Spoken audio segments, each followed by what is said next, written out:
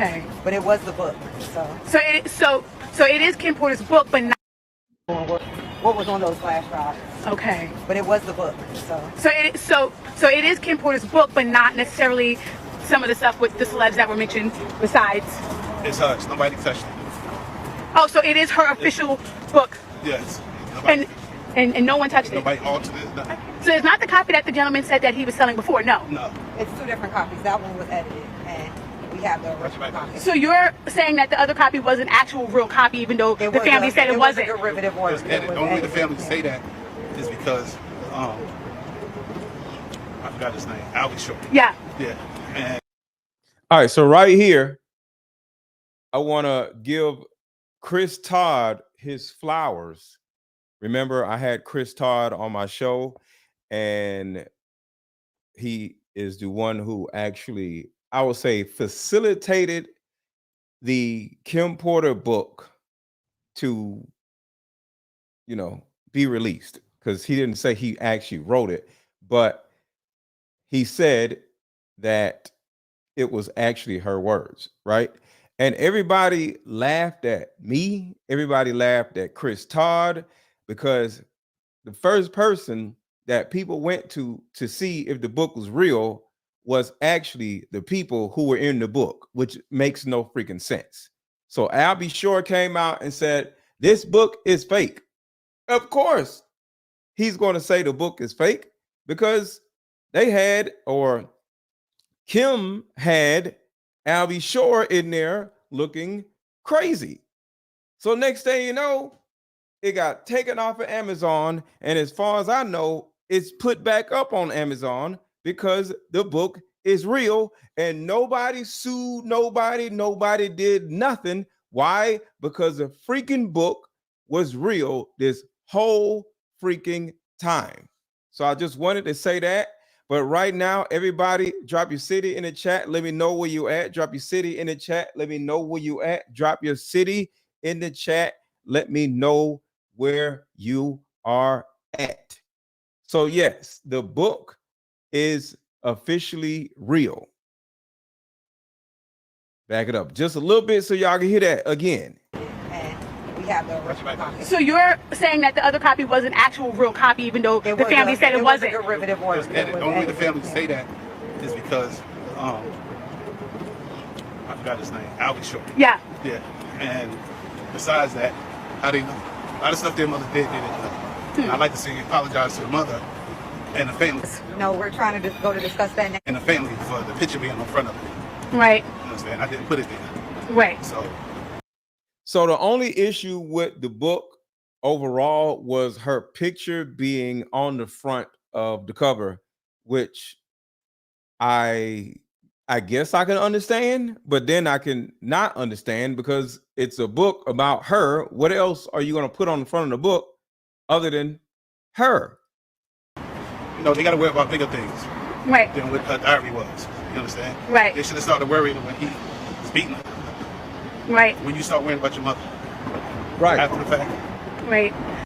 When did you start worrying about your mother? Because your father is still, like, before he got locked up, walking around, doing whatever he was doing before he got locked up. But the second a freaking book comes out, now y'all gonna say something. Like, Diddy, along with Kim Porter, were both co-conspirators in a lot of different things. Because the simple fact that she was there through that whole time, Biggie passing away, Pac passing away, Heavy D passing away, Andre Harrell passing away, who else? All these different people passing away. Guess what? Kim Porter was there. As far as I know, Kim Porter was there in the beginning. I think she worked for Andre Harrell or something like that. So she was there all the way in the beginning. She knew about Clive Davis. She knew about all of this stuff. So, and I know her kids were probably super young or No, they weren't even born yet. But the fact that her kids, and I've said this in another live stream, F Diddy's mom, F Diddy, and F Diddy's kids, the ones that are adults, because I think one is a baby. And the reason why is because of all of this. We can't sit here and feel sorry for a woman that was a co-conspirator to all this stuff, a woman that didn't leave, a woman that had all kinds of babies with this dude, and the dude was doing all these crazy things for all these years and then at the same time, Diddy's children, adult children, were having parties in Atlanta when Diddy was somewhere else. So all these people, or the majority of them, one, knew exactly what Diddy was doing, two, had their hand in what Diddy was doing, and benefited from what Diddy was doing. So the first thing I see when I hear all of this is that I'm glad that I had Chris Todd on, and I'm glad that I didn't just throw this whole situation away and say, oh, the book is fake and what he was doing in the book was fake. No, because altogether, in my opinion, that book being proven that it's true, and the book is called Kim's Last Words. Everybody hit the like button. Everybody hit the like button. Thank you, October 3 of 74. Everybody hit the like button, y'all. Everybody hit the like button. Everybody hit the like button. So this book being proven to be real and having another book that's most likely going to come out within the next few months, that in itself is going to help keep Diddy in prison.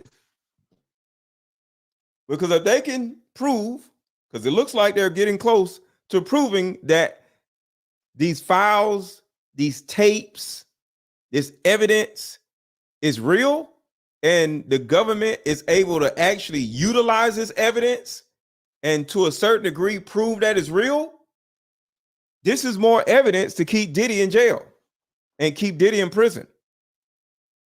Shout out to Melissa A for the $2 super sticker. Thank you so much.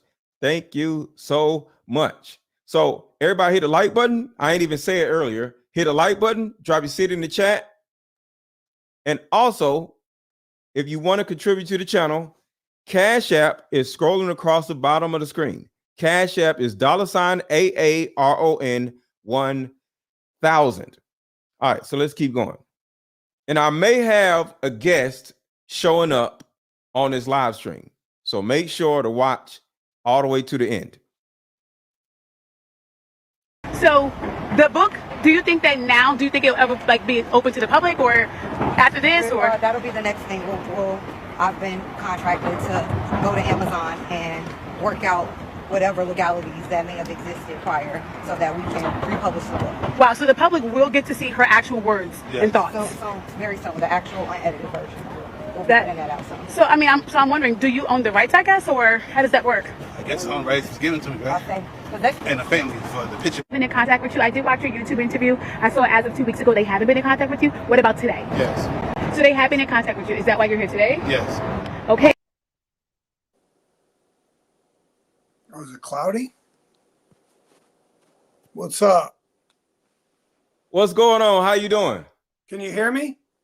Yeah, I can hear you. Can you hear me? I'm going to take my shades off, but I thought it was fitting to just kind of come on first, like all undercover now that Courtney and Ariel are just going on a tour now. It's like, Jesus. Anyway. Exactly. Howdy, guys. All right, y'all. So this is Chris Todd, the facilitator of We're back. We're back. We are back. And what's that one? Oh, there it is. Oh, so there's 2 books, and you got. Oh, okay. Snappy.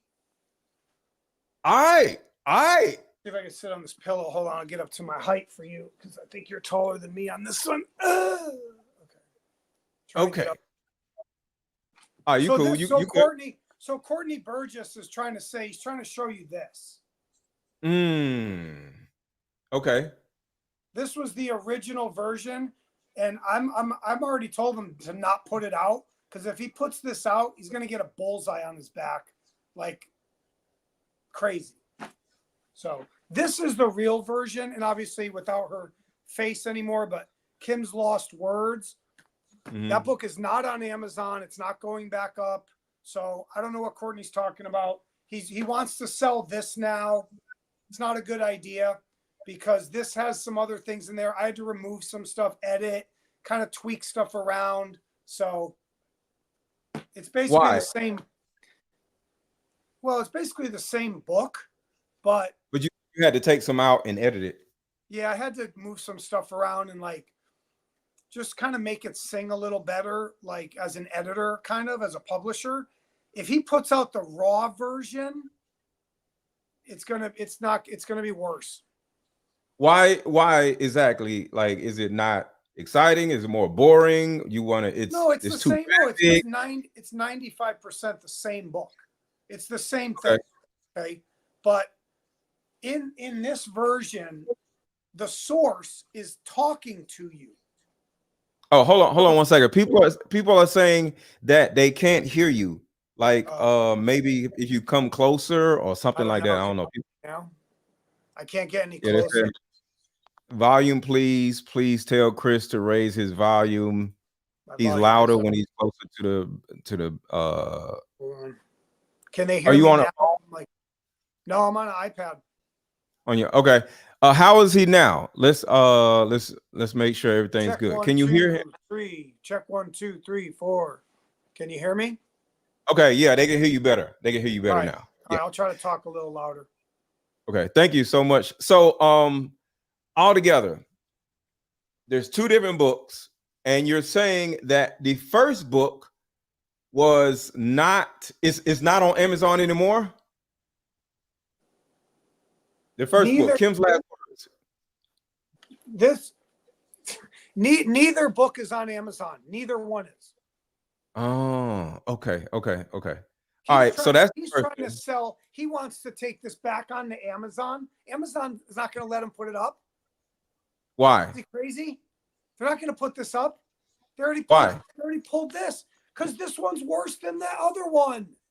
What makes it worse? Because nothing's X'd out.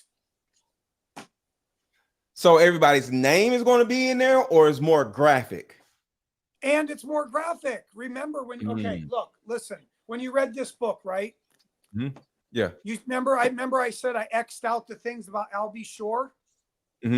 Oh, so he's going to reveal it? Great job. Oh, he won't sue you then. Okay. There goes your money. Bye. There goes your money from Amazon. Bye. Not smart. Okay. Don't do it. Gotcha. Now, and then someone else is X'd out of the book, right? Who's in the scene coming out in their birthday suit with a blank. Yeah, with a blank stain on their back. Saying cuz. Yes. Yeah. Oh, you're going to reveal who that is? Not smart. Not smart. Okay. So this book is too fiery. This thing needs to stay in the safe, put away. This is the real book. This is the book that Kim would want to be told, to be presented to the public. This is the book. Someday, I mean, look, he put butt plugs on the back. Oh, what the hell? Who put who is he? You said he put butt plug. I don't know if Courtney did it or if the source did. I think Courtney did. I think Courtney made the cover and he made the book. Now in the book, there's the photos of like, I think that's Diddy's son. I don't even know who Diddy's son looks like it. Yeah, I think. But some of these pictures are already online. It's like, it's not, I don't know if he leaked them. He might have leaked them before. Why is Snoop on that page? Wait a minute. I'll show you a better picture of Snoop. Your fans are getting the exclusive today, man. Because I never showed this to anybody. Like him and Snoop holding hands. Well, that's not holding hands. They dapping up. That we're not gonna do that. That ain't how you dab up, but But my question is, hold on. why? Better one. Okay, go ahead. Okay. This And was if the anybody picture. in the chat wants to ask a question, drop it in the super chat. So there's Biggie, Snoop, and Diddy. Okay. What is Biggie looking at? See, Courtney has this big beef with Snoop Dogg. So okay. his part of his thing with like, because remember, who's Jamal T. Millwood? A made up name, right? Courtney. So Courtney is okay. So hold on. So let's back up. Courtney wrote the actual book. No. Kim Porter wrote the book. Well, he typed the book out, or he put it together. Like he just like he put it together, and then he puts Jamal. He puts Kim Porter, right? Yeah. Tell it all. He puts Right. Diddy, like here, like he's the director, Puff D. With the period on the wrong side of the D. So everyone's gonna love that when they cry about the typos. Right. And he puts Jamal Millwood for Tupac. Because he doesn't want to put his name. So when I do mine, I say Jamal T. Millwood. It says Jamal T. Millwood. Jamal Tupac Millwood. So that there's not a real Jamal Millwood somewhere. Like Scott Pilgrim suing the movie companies. My name's Scott Pilgrim. Like, whatever. My point is, so Courtney's now come forward, right? So now we can say it. Because he's all over the web and on TV, which I don't think is very smart. So he's coming forward like, yeah. I mean, he doesn't say my name because he's waiting for them to ask him, wait, did you give it to Chris Todd? Like they're waiting. In his other interviews, he says, yeah, Todd's a good guy. He calls me by my real name, Todd. So he's like, Todd's a good guy. Todd's a part of it. Todd was a big part of it. I am. This whole thing happened because of me. Okay. That's how it got on Amazon. That's how I got the Daily Mail and the press and Vanity Fair and Rolling Stone. I made that book. So here's my question. And if anybody wants to ask Chris a question, just drop in the super chat. Here's my question. I just want to get clarity because some people may say, what? He just said that. Okay. He gave you this book for you to put out instead of him. Yes. Right. Why? Because he's afraid. But now that Diddy is in jail and he keeps losing the bond hearings, he feels a little bit better. No, that's not the whole reason, but we'll get into that. So think of it this way. So he presses up a bunch of copies of this. He actually, this is a copy, right? Yeah. He makes like 1,000 copies of that. Okay. He tries to sell it just on the street. Just call you up. Hey, you want a copy? I'll mail it to you. Yeah. The way Amazon does it is a robot takes your order, a printing press prints it, and it ships to you for $6. You can't replicate that. He's not a publisher, right? Right. So he's got a bunch of these copies sitting around in boxes for like years. He published it years ago. Nobody believed him. Yeah. Nobody believed it was real because he's not an investigator. He's not a journalist. He's not an author. I mean, he's kind of an author. He's a music producer. He makes beats. He makes music. Yeah. He did Tupac's song, Hail Mary. Look it up. So why does he care? Because according to what he said in the video, and I can play the video, he was standing on the steps of the courthouse and they asked him, like, do you know Kim Porter? And he said, I talked to Kim Porter and she knows me, but we weren't close. And then he said, I knew Diddy's father, and he actually said that Frank Lucas was Diddy's His godfather. his godfather. No, he said Frank Lucas was his godfather. Oh, was his godfather? Yeah, his godfather. Okay. That's what he said in the tape. So my question is, why does he care? And I know that the feds apparently issued a subpoena and went to his house or something. Is that the only reason why he cares? Because he put this book out before all of this. So why does he care about this? Why is he doing all of this? It's because it's the way the tide is going. He's riding the wave. He wasn't going to ever come forward. Okay. He was never going to come forward. When they subpoenaed him, I don't know too much about the subpoena. I was waiting for one myself because I keep communicating. They probably had his phone bugged on a Title III. A Title III is they bug your phone without you knowing. The FBI, they don't need to come to your house. But why would they bug his phone in particular? Because they knew he had the tapes. All this time he had these tapes because the lawyer, this woman that he's walking with, she literally said a week ago that she's selling the tapes. That was a couple weeks ago. Yeah.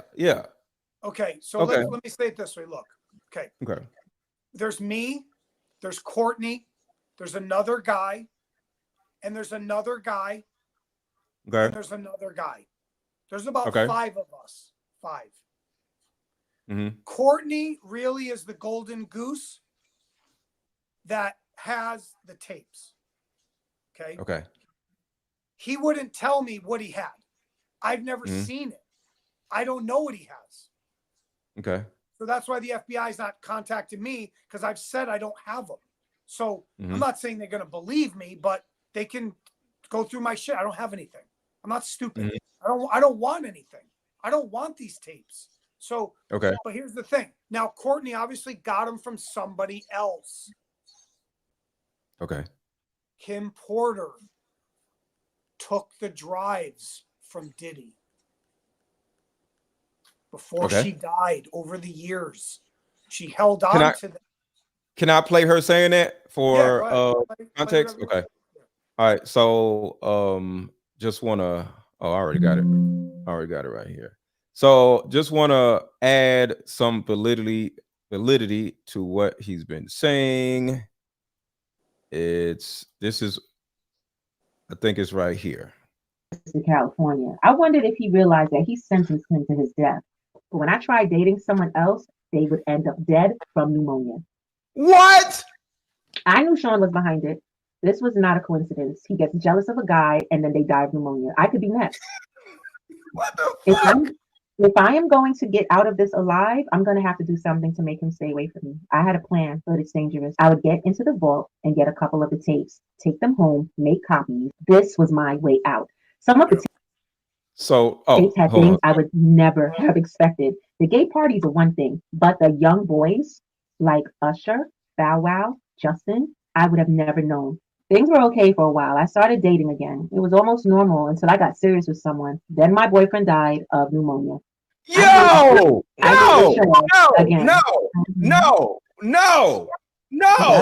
that's what she said. I'm not feeling very well. Thank God the kids aren't here this weekend so I can rest. But why can't I get my doctor? Why won't he pick up the phone? Oh no. I called Sean from my bedroom. Sean picked up with an air of superiority in his tone that let me know it was too late for me. He spoke confidently into the phone. Hello, I screamed at him. You bastard. There's literally nothing I can do. I could only ask, did you ever love me? Instead of answering the question, he responded, the most important thing to me in the world is loyalty. I gave you everything. You went to someone else. You left me just like everyone else did. And you were going to expose me? I shouldn't have threatened him. I should have just published the book. I'm going to die, like Heavy D, like Biggie, like Pac, like so many others. And it's because he is a monster, plain and simple. Then I shot out a group text. I let everyone know he got me. Then I called 911. As I sat here waiting for the ambulance, I'm writing this chapter and praying that I make it to the hospital. I don't feel like writing anymore. I may not be around to see it print. It's okay. I'm sending it out. He won't get away with this. So just to add credence to all of this. So she was stealing tapes from Diddy's house, and as she was allegedly poisoned, she kept writing, and she sent something out to the web or to the cloud, and somebody got a hold of it. So are these physical tapes, or they got something from a cloud or something? I would say this because I don't know. Because there's eight freak off tapes that he said. 11. 11. That's why he says he was given 8 more. He had 3. He was given 8. So he says he has 11. Okay. Now, I'll say this because I also, I'm dealing with Courtney and Ariel too, and I like them. I don't know if they're flying the coop right now on me. I don't know what's going on. They're not returning my calls. They're not answering my calls right now. So I don't know. And I don't blame them. Like, they're probably being interviewed. They're fucking all over the web right now. But and TV. My point is, I don't want to mess with what Courtney might have or might not have. Right. I would say, per the book, per my dealings with Courtney, that they are flash drives. They are thumb drives. They're drives. Okay. They're not in the cloud. They're physical drives. Yeah. Okay. I think the feds have him. He was raided. They're trying to, I don't know if they're purposely trying to confuse people. Oh, he just got subpoenaed. No. He got raided. Didn't he go and testify or issue a statement to the grand jury? That's a grand jury subpoena. He went to testify. That's where he's at the courthouse. He's testifying to a grand jury. But I believe they already took his tapes. They already got him. Okay. Okay. They just show up at your house, kick your door in, and go through all your shit. They just hold you a warrant. He doesn't even have to be home. Yeah. He doesn't live in the same place. He lives in like different places. So yeah, they said they went to his different places to So okay, so I'll say this. Let me say this. Go ahead. We don't know if he still has the tapes or not. I really don't. If they were confiscated, we may never see those. And that's a shame. That's a shame. So I hope we get to see these tapes someday, man. I don't care what's on them. The public has a right to know, a need to know. There's a public safety issue. This is journalism. This is whistleblowing. That's what our country is built on. Free press, all that jazz. So if the government gets all the tapes, we'll never see them. The only people that'll see them is the jury, and they won't even see them all. So it'd be a real shame. I hope he saved them. I hope he gave them to somebody. I hope so. So question, if say he had more than one copy of whatever, these 11 tapes, right? And the government sees one copy, can he legally put out the other copies if the government sees them? Yeah, he could. Yeah. Okay. Gotcha.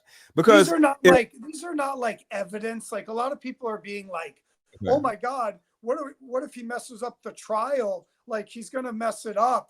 It's not evidence. People having sex at a party is not illegal. Okay. It's not illegal. And he said in the video that they were, loopy. I just had a conversation with somebody, and we could talk about this. I don't know how old you are.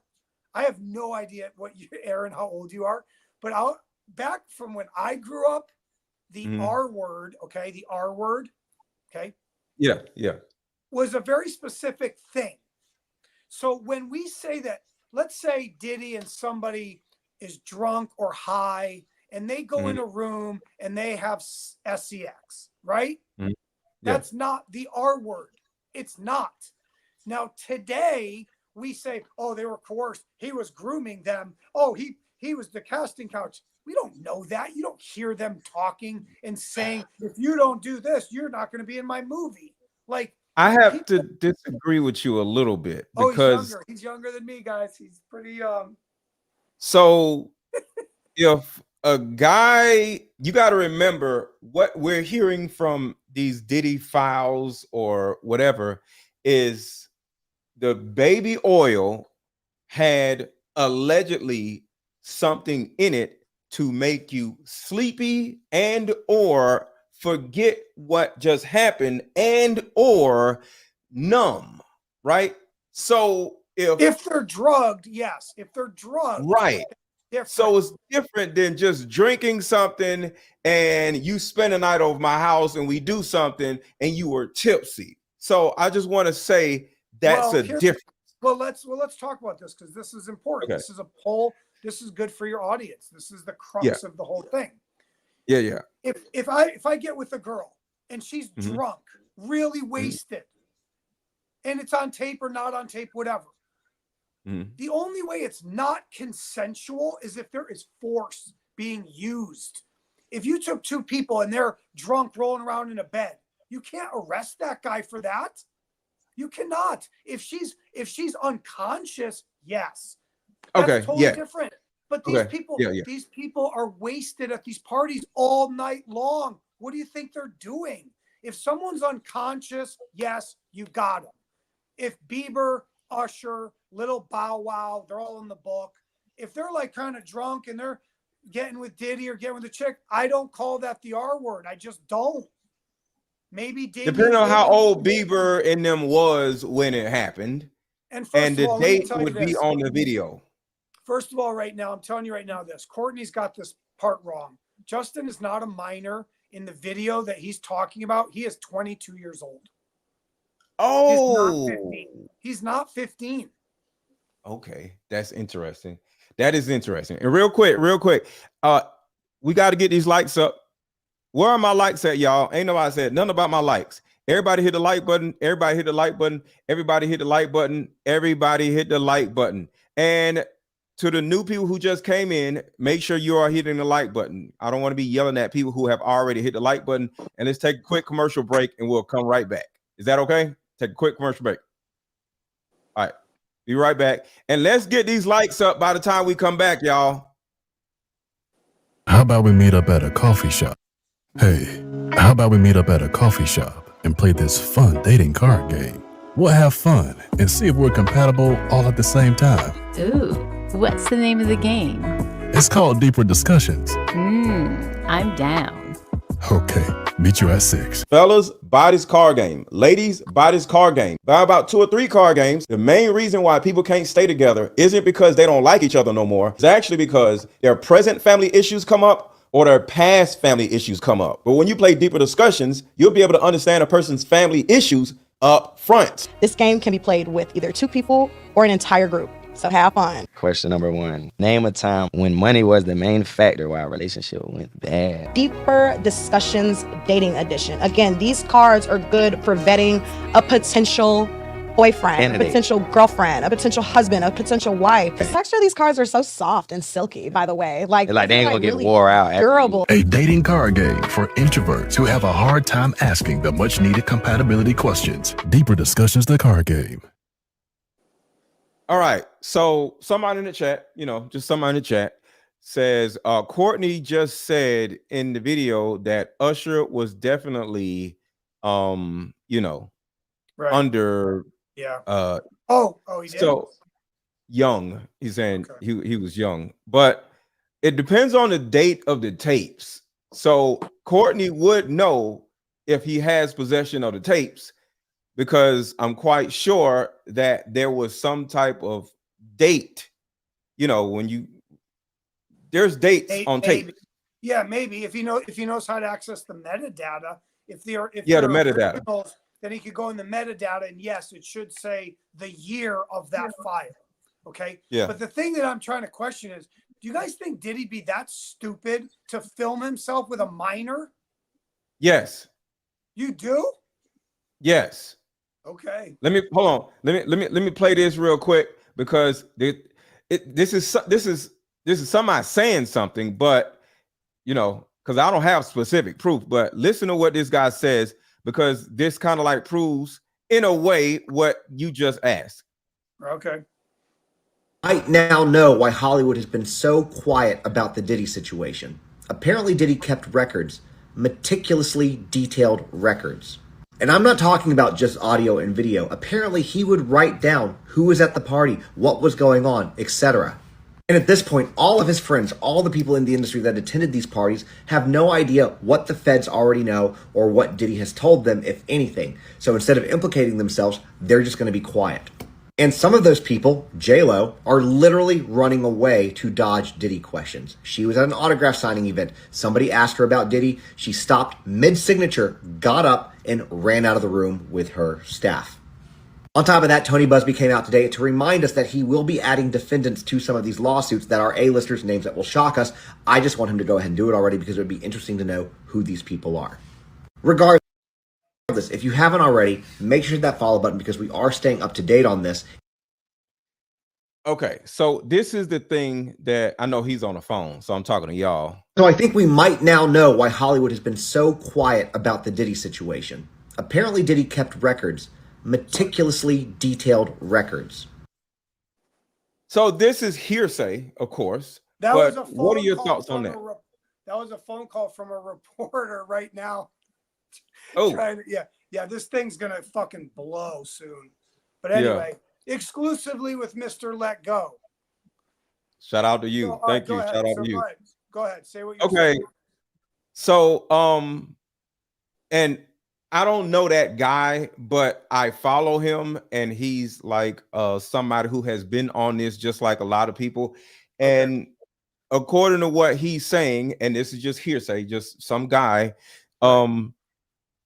he was popular or famous for having meticulous notes on the people who was at the parties, people who was at the freak offs, people who was involved with who and where. And but would you do that with minors?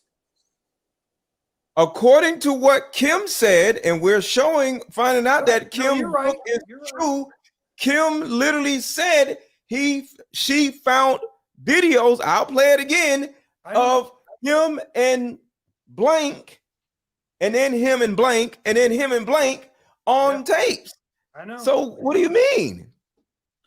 I know. I'm just look, she said it. I know, but as an investigator, I don't believe everything everybody says. I don't know what Courtney has. I don't know what Kim really saw. Okay. She could be saying it to just embellish it too. Like, I couldn't believe what I saw. Young boys. What does young mean? What if they're 18? To me, that's young. Like an 18-year-old kid is a kid. So I got there's something. a big difference. There's a big difference. I just look. Hold on. Let me do this. Let me do this. How old? What year did Kim Porter pass away? Kim Porter died on November 15th, 2018.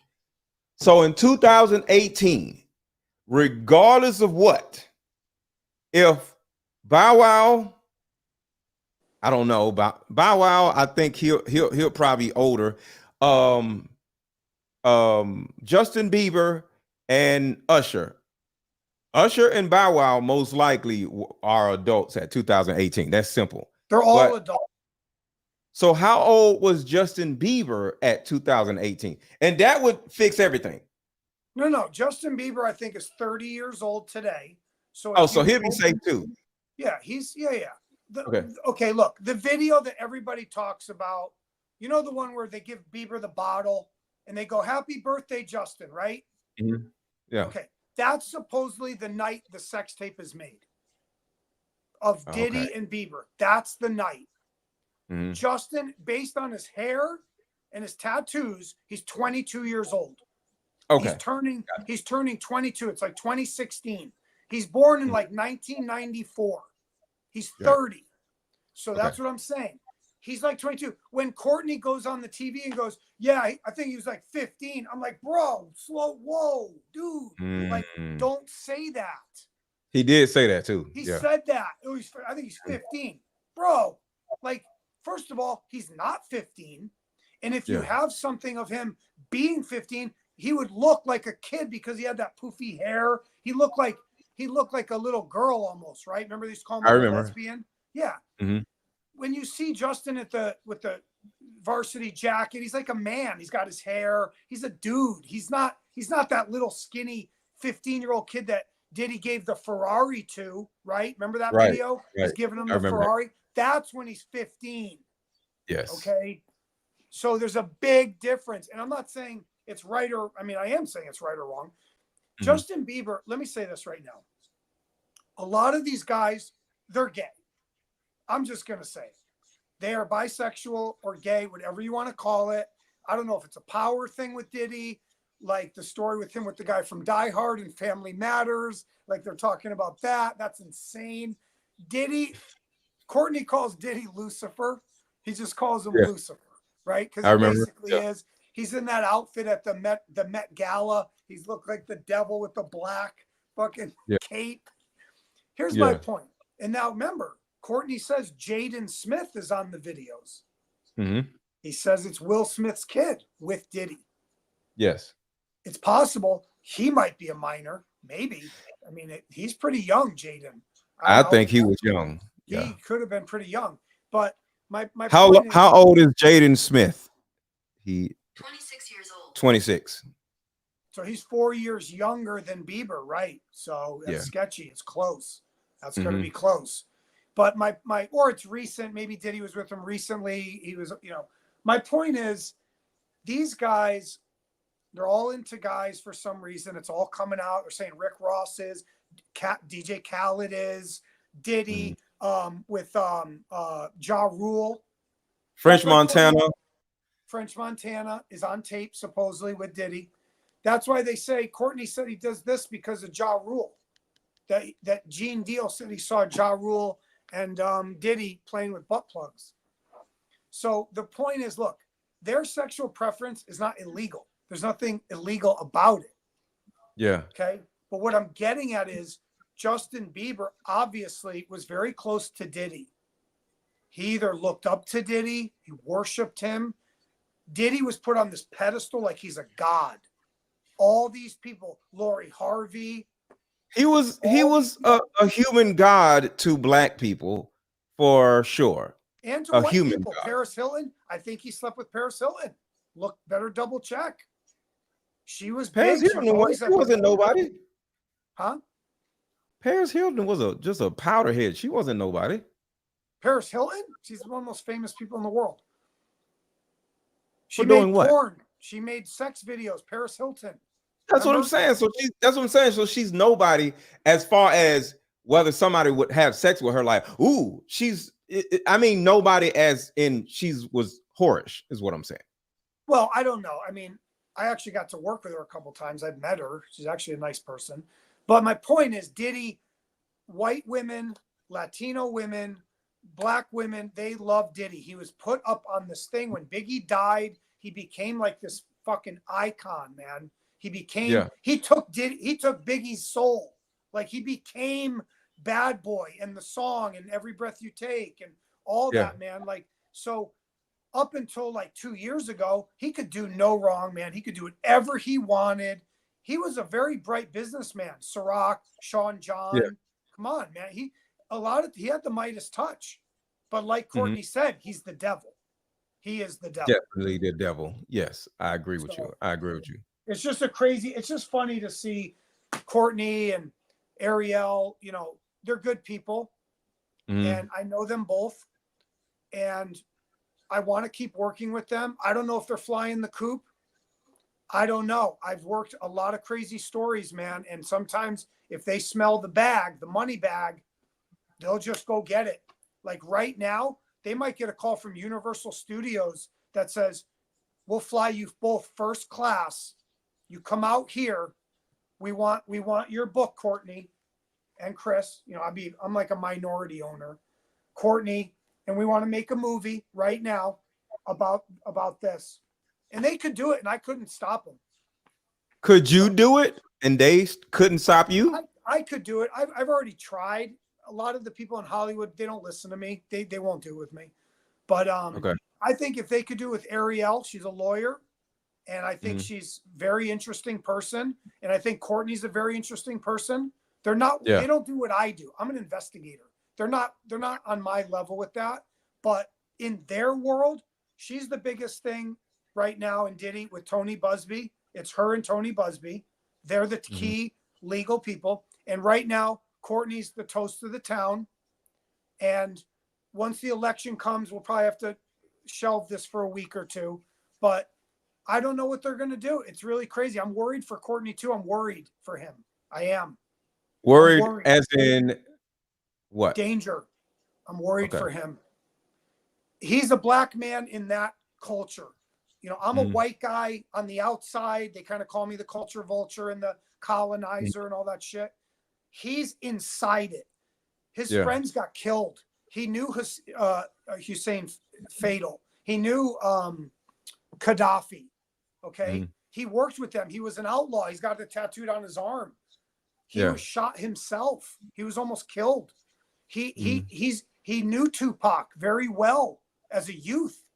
So he's like, that's what I mean. I'm worried because he's coming out there and he's got the nice clothes and the glasses and he's a smart guy. He did Hail Mary for Tupac. He's done great songs, but man, he's stepping into a fucking pool, man. In other words, they're looking at you as just some random white dude that don't know what he's talking about. But Courtney does know what he's talking about because he's one of them.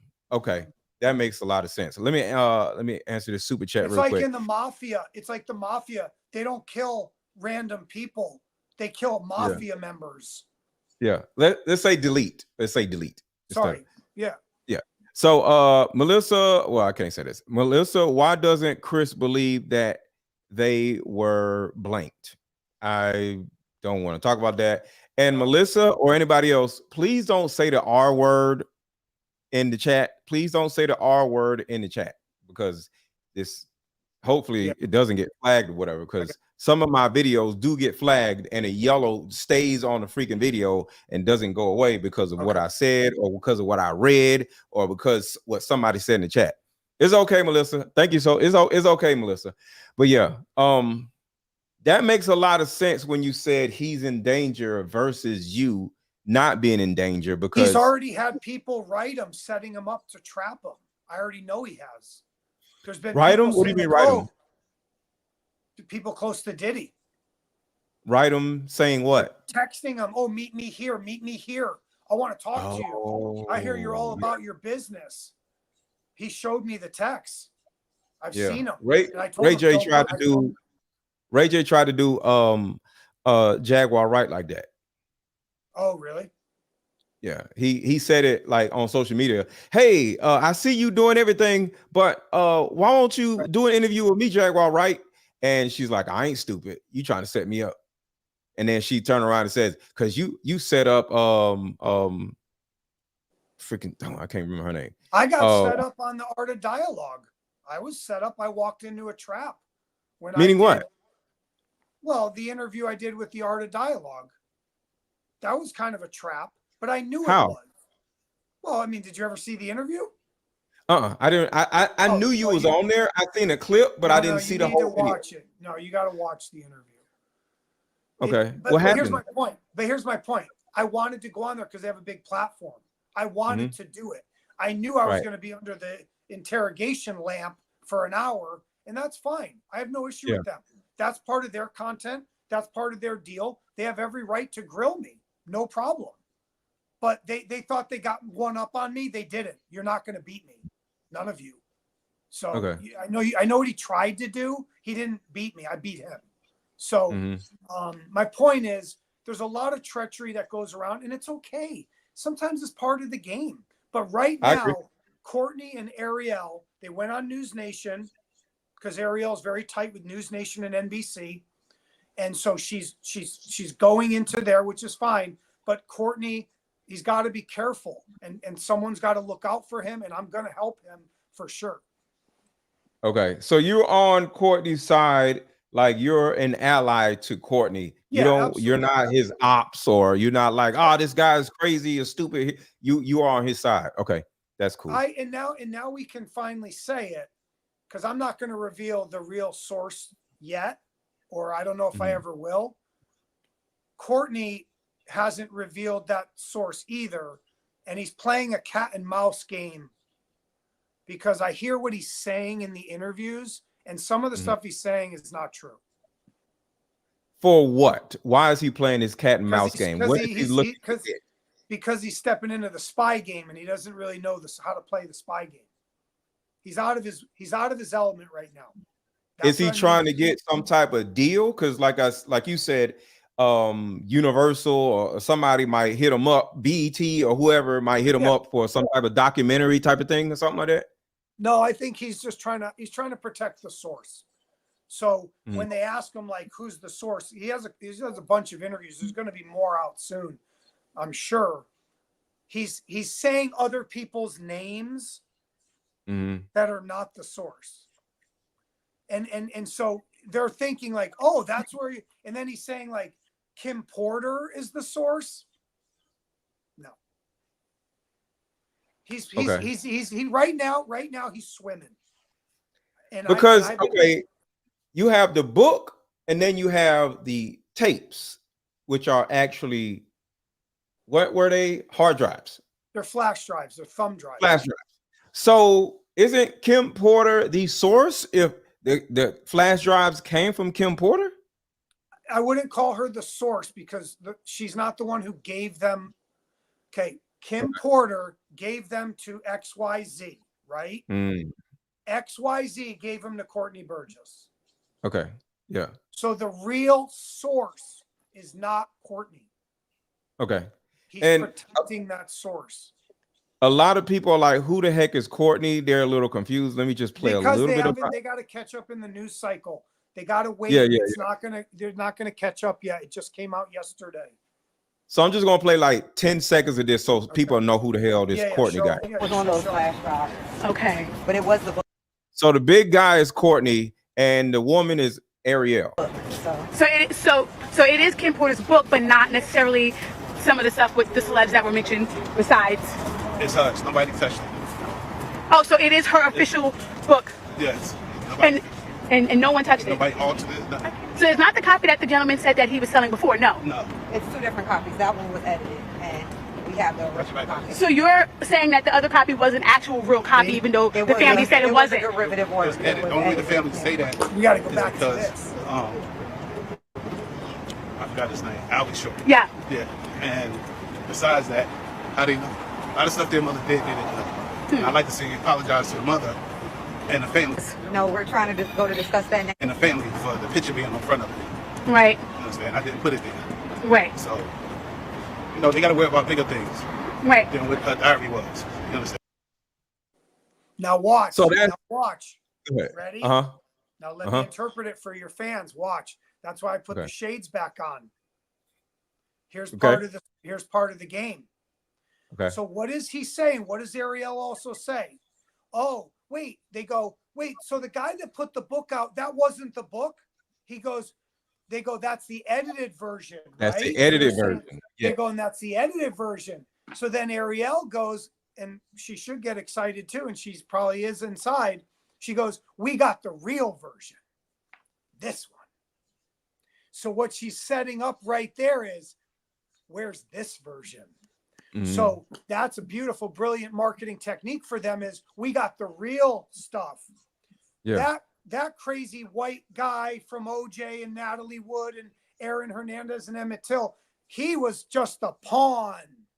When you guys see this, that's and God bless them. Hey, these are two beautiful people. I'm telling you right now, I love this. Okay. I love it. Courtney and her, if they're the ones to do it, all the more power to them. If I'm a conduit, that's okay. I got my moment in the sun. I'm going to make money from this if we ever get paid. But it's beautiful. And if they were to hit you up and just say, hey, we got a deal. We want you in on it. I think they would. Look, man, it's a treacherous game when you whistle blow on people. Courtney thought I was going to whistle blow on him. That's why he came forward. This is something you guys don't know. Okay. So, whistle blow on him in relation to what? Me and Courtney got into a little tussle the other day. Okay. And a couple weeks ago and there was something happening with somebody else. And so it caused a little bit of a strife for us. And I basically said, I'll flip all y'all right now if you want. Like flip all y'all what? They didn't do nothing. The source. I could flip the source, the celebrity source. I could flip them. If you flip the celebrity source, I was gonna flip Courtney. Nobody knew Courtney was involved. No one. But what does flipping the source affect Courtney? What do they lose? Because they go hand in hand. They're together. They're like this. They're together. They're in bed together. Okay. What they lose? Money? One, you destroy them both. You destroy them both. You flip them both. They will lose credibility or something, no, or money. Credibility. Well, there's a couple things because they both of them have their own baggage that they carry with them in the hip hop community, right? So if it comes out, look, I would say half the people will think they're heroes, the other half might hate them, right? So they'll be mad that they did the books, and some people will be happy. But remember, when the book came out, no one knew that Courtney was involved. You only know because he came forward on Matt Cox, and he came forward on Lionel B, and he came forward on Sean Atwood because he got nervous that I was going to flip him. So he just came forward, and that's okay. So this didn't come from because of that subpoena? He was out talking before? I didn't know that. Yep. And I can say it, look, I can say it calmly, and he's still my boy. He'll always be my boy. I'm loyal, man. We could be like brothers, could be up and down. My point is this. He got a little nervous that I went Chris Todd on him. That's what I do. Like if you mess with me, I'll blow it up. I'll just detonate it. And we always knew that he could have detonated it too.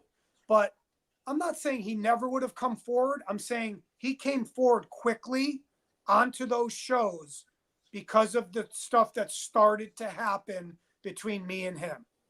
Okay, gotcha. That makes sense. And then he was subpoenaed, and it was just like a tornado. He was very upset that they started going through his places. They started trashing his place. Yeah, both his places. So where do we go from here? What is going to happen next, in your opinion? Or what do you want to happen next? So what will happen next, and what do you want to happen next? I think the beauty of this is, and I can't use this analogy. I want to use a party analogy, but I can't use it. Sometimes we used to say, you got to ride the train. So you don't know what's going to happen. You just ride the train, right? Kind of like taking the blue pill and the red pill. Which pill you want? Like the Matrix. And when I give you that pill, you don't know what's going to happen. Okay? Right. Just ride it. And I even told Courtney this the other day because he was nervous. He was nervous about the grand jury. I said, ride it. God gave you an opportunity. He opened a door for you. Take the leap of faith and just roll with the punches. Because right now, I think other people are going to come forward. Busby's on a tear from Texas. He's on a tear, dude. He's putting 10-year-olds, 13-year-olds. Next week, who's next? He knows the two celebrities. He could reveal them. You just roll with it. And it's the biggest scandal story of our time. It is. It's bigger than Weinstein. I think it's bigger than Epstein. To be honest. Bigger than OJ. Yeah. It's bigger. Well, nothing's bigger than OJ. But in the current, it is. Yeah. Today, it's And if the trial happens, then you could say, oh, maybe like an OJ, big trial, crazy story. Sure, we could, but there'll never be another OJ ever again. But so my point is, let's just see what happens. I'll come back on your show again. I haven't talked to Courtney. I don't know if his phone is dead. I don't know if he's hiding from me. I don't know what Ariel's doing. And to me, I'm my own person. I have my own stuff that I know about them too, that I know about Diddy, that they don't know I know. So I do want to keep working with them, but we'll see what happens. I don't know what's going to happen. Okay. Yeah. But you're doing a good job, man. You're going to have fun, man. You're going to kick ass with this. Thank you.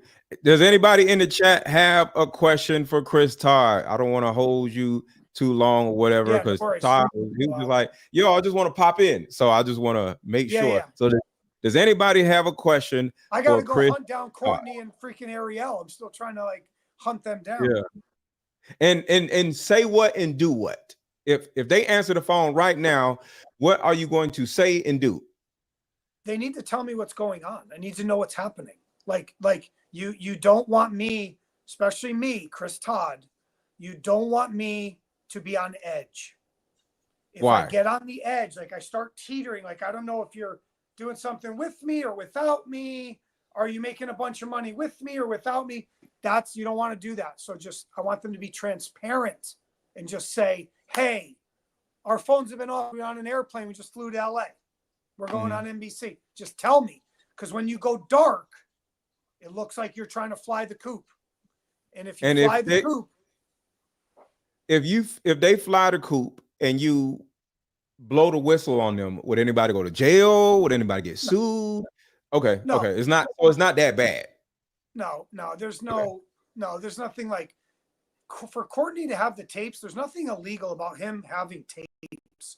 Somebody gave those to him. He didn't know what's on them. It'd be like somebody drops a tape at your doorstep. You go play it. And then the cops kick in your door and go, you have an illegal tape. You don't even know what's on it. Like you're a journalist, author, producer, movie, TV, book, whatever you're trying to do. You're gathering information. If something's illegal on there, you will show it. And he knows that. He never, and Ariel was never going to sell something that was of a minor either. I think she was misconstrued. What she was trying to say like that, I think she was trying to generate some drama and some hype. The two of them, I know them both. They would never sell a tape of a minor to anybody. They would have reported that to the federal government. Well, why would it had to be a subpoena if they reported it already? It sounds like that's what they was trying to do, and they ended up, kicking in his door. They didn't. Why did they have to do that? If that's the case? I don't think Courtney saw all the tapes. I don't think he ever reviewed them all. He said according to him in the video, he said, I don't even know him. He said he saw 3. He said he had 8, but he saw 3 tapes. And he said it was like 6 people. I'm playing the video. 6 people and 3 were A-minors. I don't even know if those people are look, this is what I'm saying about the spy game. I don't know if he's making that up. I don't know if he doesn't know the ages properly, like he's wrong. Because I know the one with Bieber is 22. He's not 15. I know he is. Right. It's in 2016. He's 22 years old. So it's not possible. So, but again, like I don't want to mess with his game. I don't think he saw them all, to be honest. I don't think he's seen everything on the tapes. He says he won't watch men have sex or sex with each other. He just won't. He can't. He's super heterosexual. He goes, I can't watch it. Right. He told me many times. He goes, I won't watch it. He goes, I'll show it to you and you can watch it, but I never got to see it. So I don't know what he has. And I really don't. I think he could have eventually turned him in. But remember, when you're holding like a golden ticket, like Willy Wonka, man, you want to cash it in. You don't just, that's why people are like, they say stuff like, why doesn't he turn it into the feds and get justice? He doesn't care about justice right now. Right. They're smelling a bag. That's what it's all about. It's what Hollywood does. Hollywood makes billions of dollars in the true crime space. Do you go tell them to go hand stuff over for free? They don't do that. They go make a movie first and then shove it up your butt. So you said last time you was on that you may or may not have some tapes of your own. And do you have any tapes or do you? I do not have any tapes. Okay. Got you. I'm going on the record saying that I don't have anything. And if you did get tapes, most likely, would it be the same stuff that Courtney has, or would it be something new? I would hope somebody would bring me something, but if somebody dropped a package at my door, I would watch it. Absolutely. And if someone's a minor, it goes to the FBI. I have an office right here. I know them personally. I go right to the FBI. I have 2 agents I know there. And I give it. Other than that, I would take that tape, I would blur it out, and I would catch and kill it to the celebrities and say, I'll give this to you. You know, maybe you hire me to work for you. You don't have to buy it off me, but hey, I'm doing you a solid. Maybe you hire me to help you protect your brand because I'm the best at what I do. So, but I don't think, look, I was on another famous case right now. It's in a trial, and there were photos of the bodies of the victims.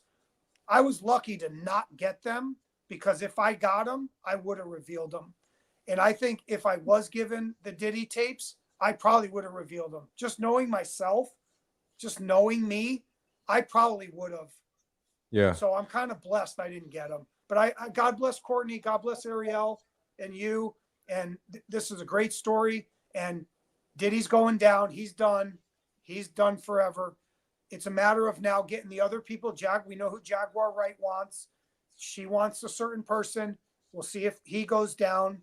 And I think other employees of Bad Boy are next. Do you think Jaguar Wright has something on that other person that we're not going to say? Yeah. Really? Yep. Okay. Yeah. Interesting. I think Jaguar's an eyewitness to things, and I think she probably has tapes, but she can't show them, or she doesn't want to show them yet, and or she's protecting other victims possibly too. So look, this is a very unique situation. This is the craziest celeb scandal story maybe ever. Really, it might be. Yeah. So, all right, my man. Thank you. I appreciate it. I got to run. All right, man. I'll talk to you later. Have a good one. See you later. See you later. All right. Ciao. All right. That was a really good conversation to have that puts a lot of things in perspective. So everybody right now, drop popcorn emojis in the chat if that was helpful in getting an understanding of where we are in this whole case. Drop popcorn emojis in the chat. Drop popcorn emojis in the chat. I got a lot more stuff to share with y'all. And that was really good. That was really good. So let me get this here. Cassie. All right, so we're going to talk about this too, but let's continue on. Question: what is Chris Todd's title? His title is what was it? He is investigator. That's it. Chris Todd is an investigator. That's his actual title. He's a journalist / investigator, or an investigative journalist, you can call that. Yeah. And a lot of people was like, okay, so how did Chris Todd get the tapes and or the book? And how does he have both books? Because he has both books. According to what Chris said earlier, he said the Courtney guy didn't necessarily want to come out and be seen as the writer or the narrator or whatever you want to call it of the book. So he gave it to Chris Todd to put out. And now that he's gotten subpoenaed, he was just like, all right, forget it. I might as well say I wrote the book and I'm this, and I got the tapes and this and that. So at some point, he didn't want to bring in and talk about this stuff. And at some point he wanted to come forward. So that's how everybody is connected. And the Ariel woman, she's the lawyer of Courtney Burgess. All right. So, all right. So let's get back to it. A lot of people need to be caught up. So this is everything here. Everybody hit the like button, hit the like button, hit the like button, share this video, hit the like button, share this video, hit the like button, share this video, hit the like button, drop popcorn emojis in the chat. On those flash drives. Okay. But it was the book.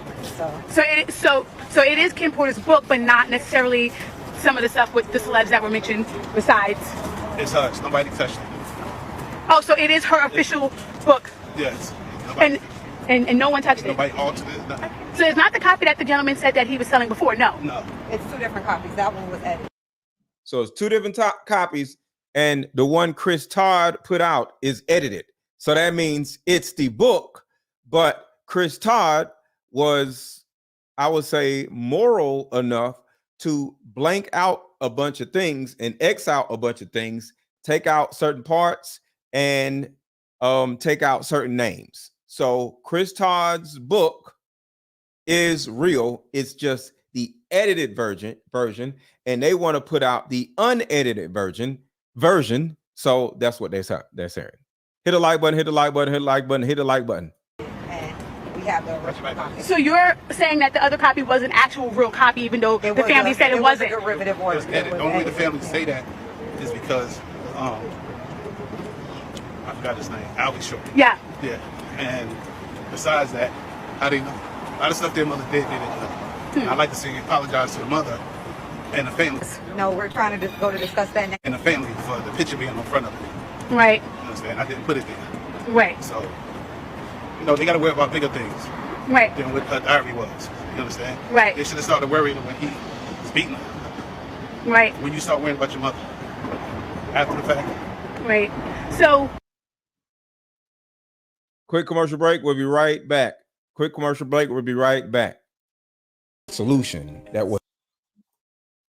I just came up with a solution that will help every woman watching, regardless of age, regardless of background. See, in my 7 years of coaching women, the number one thing that I hear in my coaching sessions is her issue or tumultuous relationship with her mother. So what I've done is come out with a card game that will actually help mothers and daughters come back together. We have to get to the source of a woman's pain, her inadequacies, her insecurities, and heal that little girl inside of her before she goes out in the world as a woman. I call Like Mother, Like Daughter, therapy in a box. Therapy in a box is 50 questions for the daughter to ask the mother, questions that you always wanted to ask.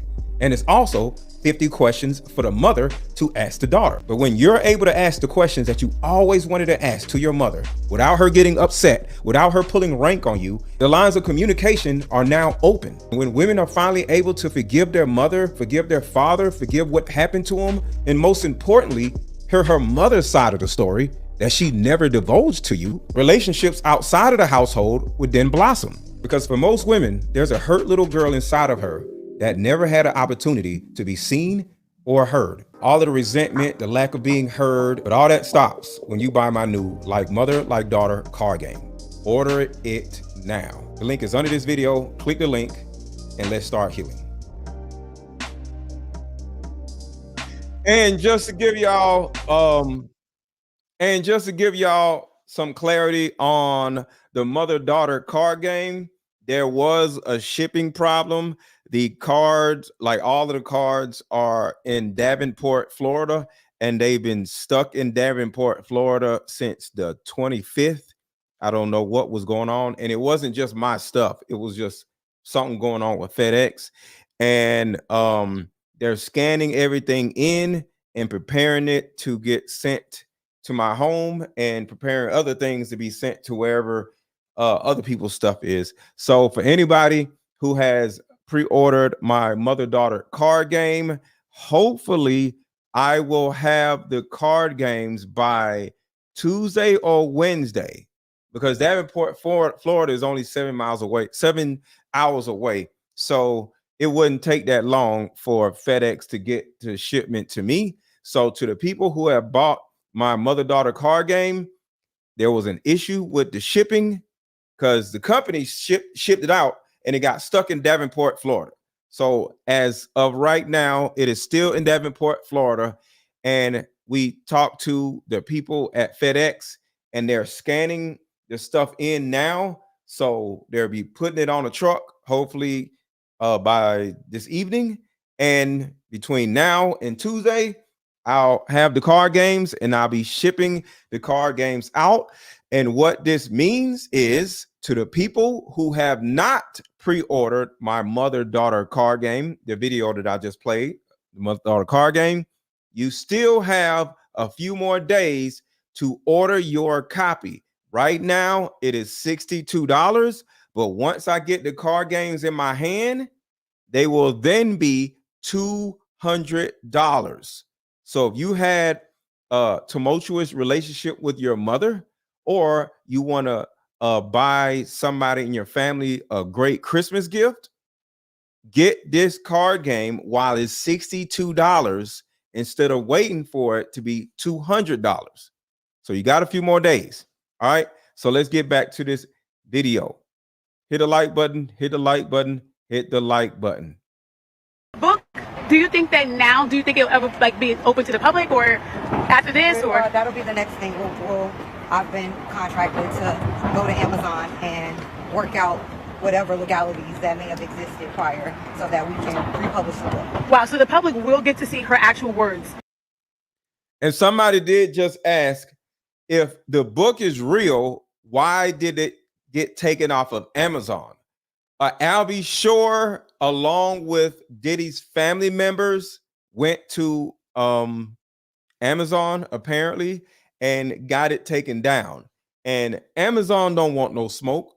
Just like if the Diddy family tried to hit me with a cease and desist, whether it's true or not don't matter. I don't want no smoke. So I'm just gonna take the video down or take the whatever. So the book not being on Amazon does not mean it's false or bad information. If somebody doesn't like what you're putting up there and you're saying something about them in particular, they have the legal right to get you to stop selling the thing. So just keep that in mind. But it doesn't mean the book isn't real. And thoughts. So very simple, the actual unedited version. We'll be That- putting that out soon. So I mean, I'm wondering, do you own the rights, I guess, or how does that work? I guess on rights was given to me, right? Okay. And the family for the picture. Been in contact with you? I did watch your YouTube interview. I saw as of 2 weeks ago they haven't been in contact with you. What about today? Yes. So they have been in contact with you. Is that why you're here today? Yes. Okay. Homeland Security. Oh wow. So were you surprised, or was that the call that you were kind of waiting for? Surprise. Oh. Do you feel like the interview had anything to do with it, or? Yes. Yeah. How do you know Sean Combs? Generation. You know, Frank Lucas was my godfather and his father, and then we both was in the music business for 30 years together. So you personally know him, Not both, no person. Sean Combs. Not personally. But you know of him, he knows I know of you. him, yeah. I used to be in Tupac, Hussein Fatal. He stopped a lot of my music. A lot of other people who didn't care about him. You understand? That's not around today. Right. So Short from Def Jam Records. Has been in contact with you. You made a lot of allegations, right? Are you expected to eventually turn those things over, or? Well, that's what we're going to head over to do now. So we have a hearing now to determine what we're going to do in terms of what documents we'll have to turn over and what documents we do not have. So why were you in court tonight? Just to give testimony to the grand jury. He was subpoenaed by the court, so as we all know, if we don't answer a subpoena, the marshals will come to your house as they came to his house and they will bring you here. So that's why we're here today.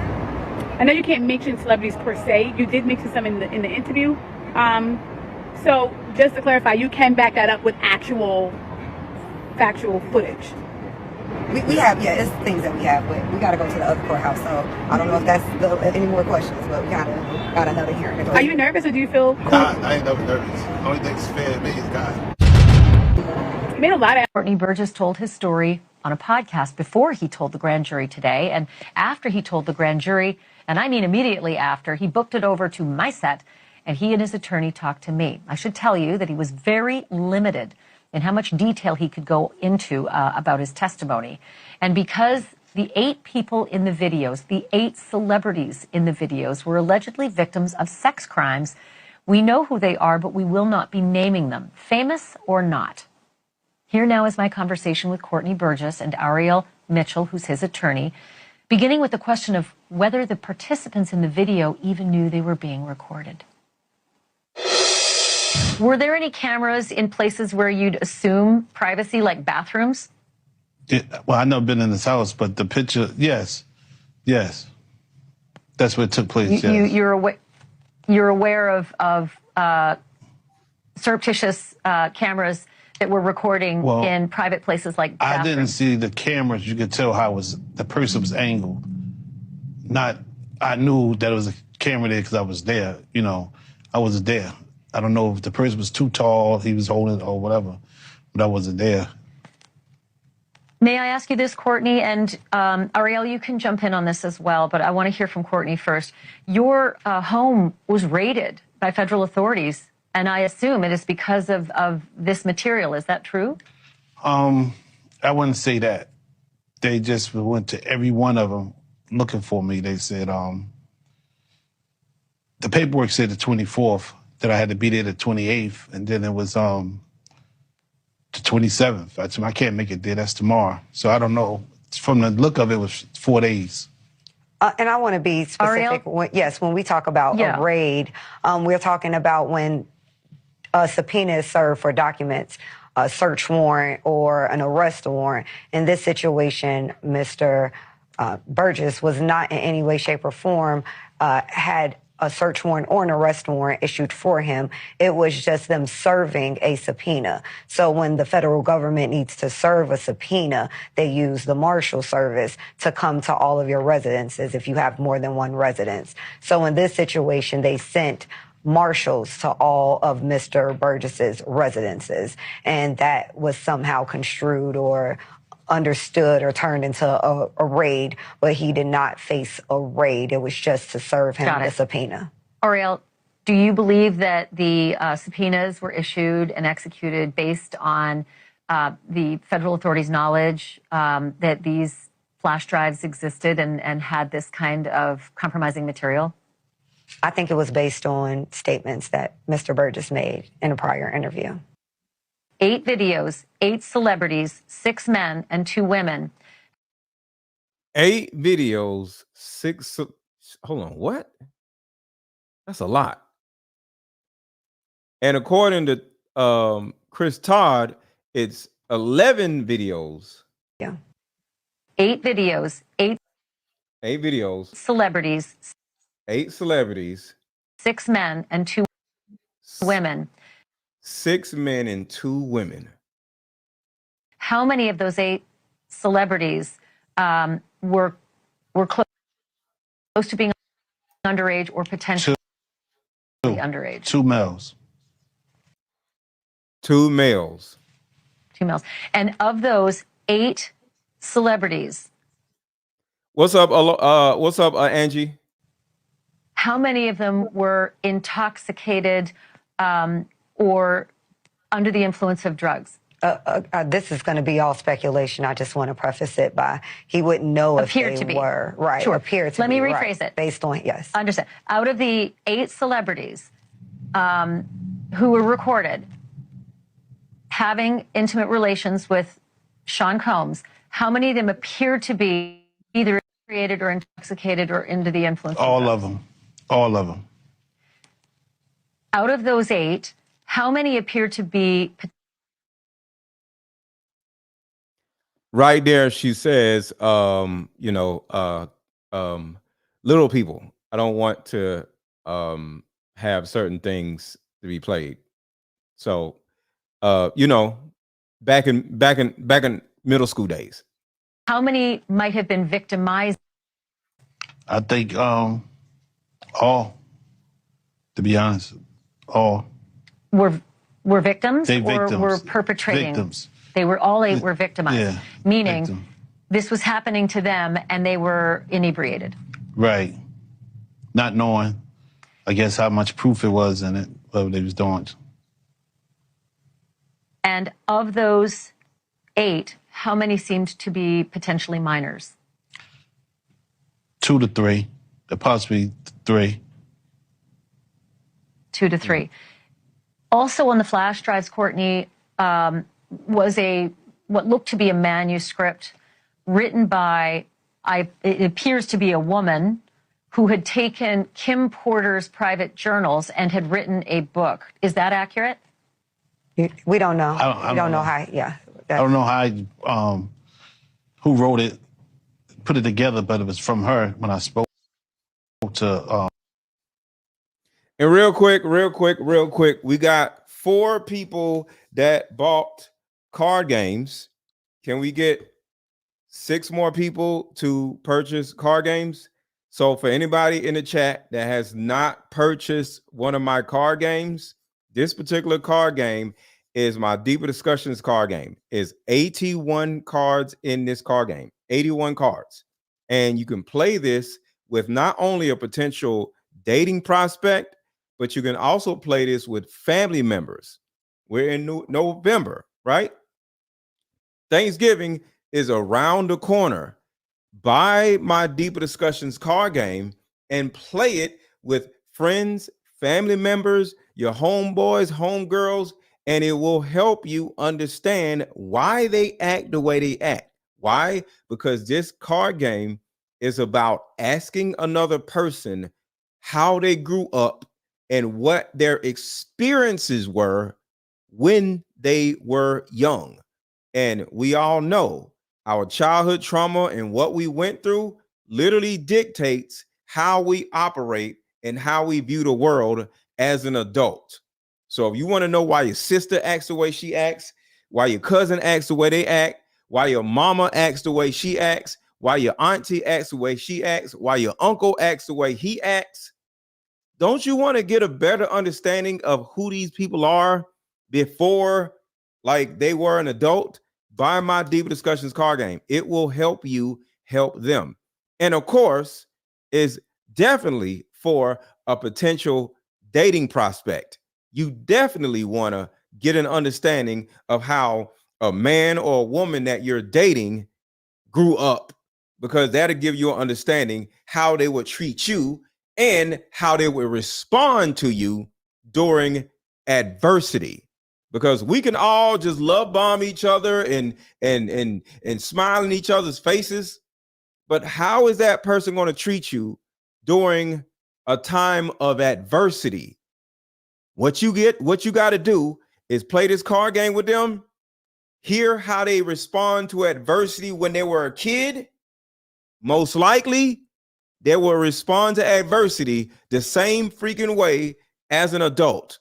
So if you test how they operated when they were little or younger, you'll be able to see how they will operate in the future with you.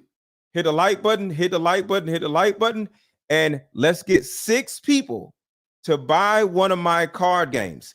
Click the link in this chat or click the link under this video and buy one of my card games. Let's get 6 more people to buy card games. Her. What you received? I don't know how. Yeah. I don't know how. Who wrote it? Put it together, but it was from her when I spoke to her. What you received on the flash drives, was it the Hold on, let's back up. He's literally talking about who wrote the book. And back it up a little bit. Yeah. meaning this was happening to them and they were inebriated? Right. Not knowing, I guess, how much proof it was in it, what they was doing. And of those 8, how many seemed to be potentially minors? 2 to 3, possibly 3. 2 to 3. Also on the flash drives, Courtney, was what looked to be a manuscript written by, it appears to be a woman who had taken Kim Porter's private journals and had written a book. Is that accurate? We don't know. I don't know how. Yeah. I don't know how. Who wrote it? Put it together, but it was from her when I spoke to her. What you received on the flash drives, was it the completed book or was it notes from Kim Porter that later were made into a book? It was completed.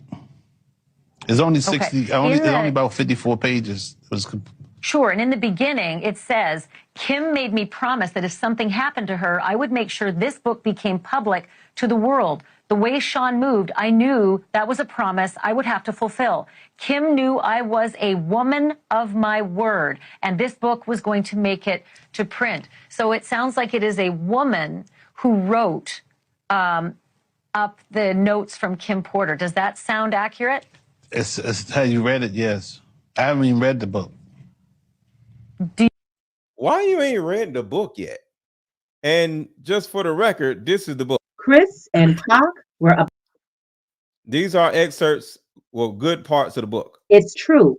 Chris and Pac were about to start their own label. Sean slammed his fist against the table, shouting, "Doesn't anyone have any fucking loyalty?" On top of that, this nigga is making that move, and it should have been with me. To sign with his record label, Rockefeller. Guess he won't be leaving with that nigga to do their own label now. If he leaves, he takes all the money I invested into creating him. Sean sighs. But if he can't protect himself and something terrible does happen, then the money I would make off his death would blow away all the money we made so far. Sean, are you saying what I think you're saying? Sean continued, "It's taxing on my resources to protect people. Someone that isn't 100% on my team can't get 100% of my protection. So to be clear, if something happened," XX made quotation marks with his fingers, "to one of your artists that was leaving your label anyway, it wouldn't be considered out of your control." Wait a minute, can they be talking about Biggie? Is Sean saying he won't protect Biggie? At this point, I was too young, too naive, too hungover to understand that this was not a lack of protection. This was a hit. This was a hit. We gotta have a party. His excitement was contagious. I was getting really excited too. Yes, a gender reveal. And he cut me off. Yes, of course, we're doing all of that. But everyone is going to want to sleep with you right before you give birth.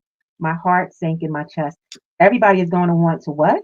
Everybody. You know, Will, Jada, XXX. Sean, I'm having your baby. He verbally waved me Will, Jada off. I was going to be gang banged at 9 months pregnant. Oh my God. What? Yeah. We can't make this up. When I met Tupac, Sean and I had Everybody hit the like button. Everybody hit the like button. Everybody hit the like button. Everybody hit the like button. If you have not hit the like button, I'm talking to you. An open relationship. And yes, I slept with Pac. Shit, he was sexy. Sean didn't mind. Well, not until he tried to get Pac to join both of us. Oh.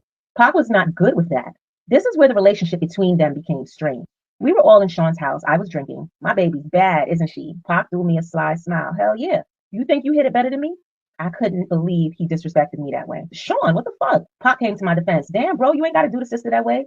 Tupac appeared upset behind Sean's words. I think my dick's bigger than yours. I bet I can make her come faster than you. What's up? Pac was appalled. What the fuck you talking about, nigga? I ain't trying to run no fucking train. Sean continued. What you scared of? Let's see who fucks better. Let her be the judge. Let's see who fucks better. Let her be the judge. I wasn't the only one upset. Pac shouted, "Nigga, you talking about pulling your fucking dick out?" Sean was undaunted. What, you scared? Tupac simply left. Things were contentious since. Caffeinated says, which child was this with? I think the two boys.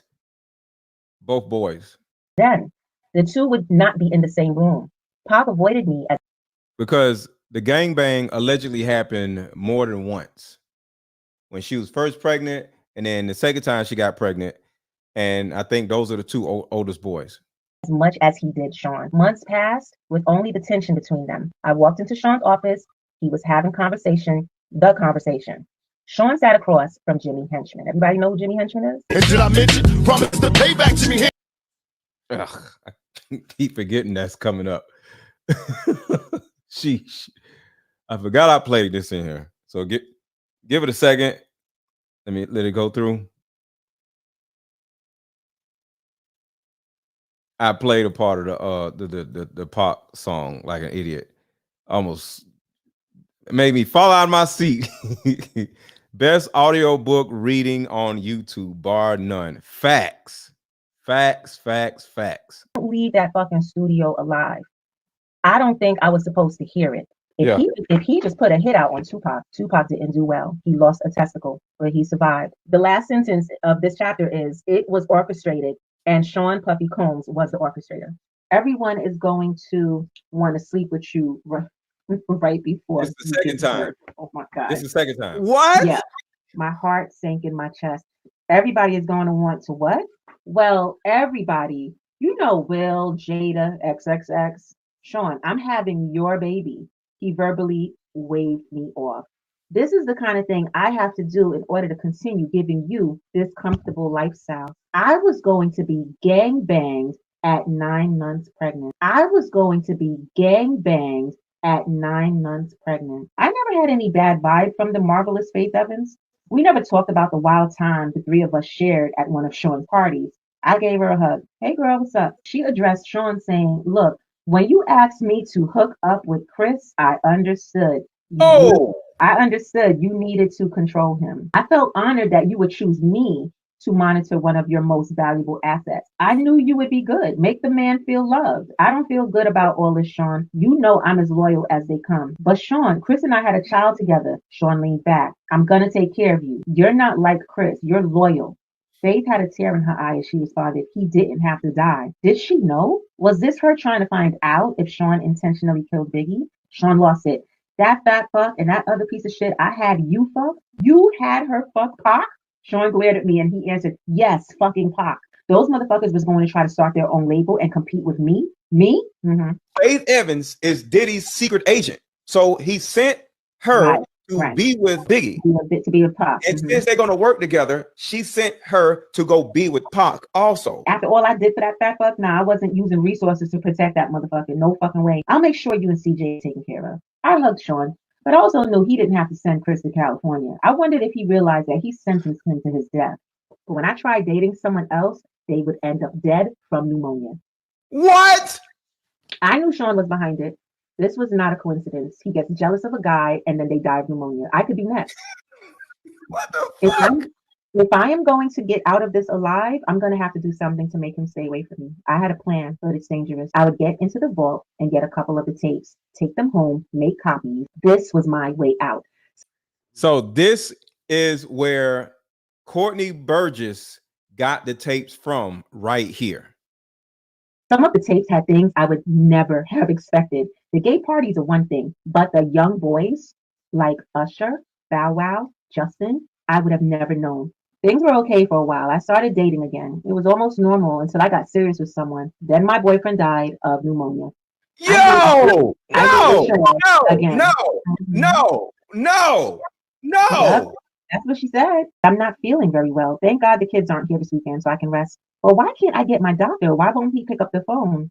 Oh no. I called Sean from my bedroom. Sean picked up with an air of superiority in his tone that let me know it was too late for me. He spoke confidently into the phone.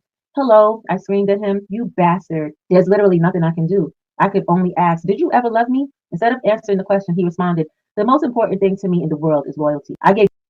Remember, all of these people died of pneumonia, including Kim Porter. You everything. You went to someone else. You left me just like everyone else did. And you were going to expose me? I shouldn't have threatened him. I should have just published the book. I'm going to die, like Heavy D, like Biggie, like Pac, like so many others. And it's because he is a monster, plain and simple. Then I shot out a group text. I let everyone know he got me. Then I called 911. As I sat here waiting for the ambulance, I'm writing this chapter and praying that I make it to the hospital. I don't feel like writing anymore. I may not be around to see it print. It's okay. I'm sending it out. He won't get away with this. And that's how it ends. The end. She sent out a group text. He got me. The woman is? No. And to be clear, he received it in its complete form. So I think just to make sure we have some clarity here, the manuscript that Mr. Burgess received was already in its complete form. It's not that he edited it or changed anything. Got it. He did give it to someone else who then edited it, but that's not how he received it. Courtney received the tapes from Faith. No, Courtney allegedly received the tapes from another person that was close to Kim Porter. According to what Chris Todd said, he said it's 5 people altogether, not including Ariel. So it's Chris Todd, it's Courtney, and 3 other people that will remain nameless that was close to Kim Porter. And the people who would remain nameless, they don't want to come out and talk about this stuff. So they gave the information to Courtney and Todd, and then Courtney gave it to Todd because at that point Diddy was still out, and Courtney, since he's so close to all of this stuff, Chris Todd is just a white guy, but Courtney is like part of the culture. So Courtney did not want to come out and say I wrote the book because he didn't want to die of pneumonia, you know, same old stuff. You know what I'm saying? So, and real quick, we have a goal of 10 super chats. We have a 10 super chat goal, and we have 5 now, and a 5 card game goal. So we have a 10 super chat goal. Melissa just dropped the super chat, so shout out to Melissa. So now we have a 9 super chat goal. So I need everybody in the chat to get us to the goal of 10 super chats. We got 1 from Melissa. Shout out to Melissa. It could be a $5, $10 super chat or whatever. You know, put some color behind your name, like Melissa. Thank you, Mr. Lego. You are so welcome. And we have a 5 card game goal because somebody just bought a card game. So we need 5 more people to buy a card game, and we need 9 people to drop a super chat. Okay, so Ariel, did your client Courtney receive the book from the woman who seems to have written it, saying, "I'm a woman of my word, and this book is going to make it to print"? I don't know if he received it from a man or a woman. He can answer that. I received it from a man. I tell you, somebody she was dating. Do you know if the notes from the book really were from Kim Porter? It was, yes, because I spoke to her probably like 6 hours before I got it, received it. You spoke to Kim Porter? Yes. So Kim Porter. Just saying hi. Okay. Just saying hi. Okay, Ariel, go ahead and give me clarity on the timeline. No, I'm trying to get him to provide clarity of. Thank you, Caffeinated. Thank you for the super chat. We need 8 more super chats now. We need 8 more super chats. Was there a conversation with no, her? I was talking to the person, and he said, "Hold up, this is Courtney. Be right here. Let me say something to him." He said, "I know him. Put me on speaker." Then that's how we end up speaking. And then later, somebody brought somebody else came and brought you the manuscript. Right. Before I left. And this woman talking for him is his lawyer. So that's the why she's trying to tell him what to say, because she is his lawyer.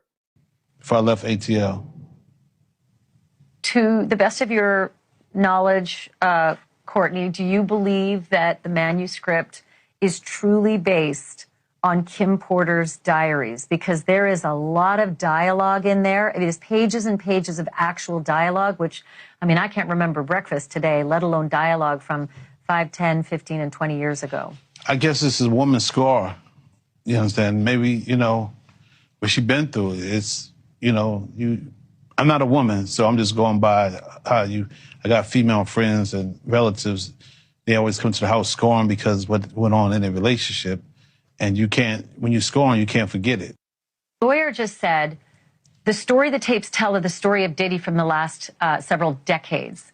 And I know that you've known Diddy for a very long time. Can you describe what that story is based on what you now know to be true, the last several decades of Diddy's behavior and the reason he's now sitting in lockup? I think I've been doing it for 35 years. I think we probably entered the music business at the same time. He entered with Uptown. I entered into Big Beat, Atlantic. At the time, I guess he was ambitious. He was then from ambitious went to a monster. Doing anything. And then from doing anything to Lucifer. Didn't care about nobody, who he could beat. And then he ended up turning into Lucifer today. I look at him, I know y'all call him Diddy or Puffy, I call him Lucifer. All right. Hit with 2 new lawsuits. Oh, wrong video. Oh, here it is. Not talking about just audio and video. Apparently he would.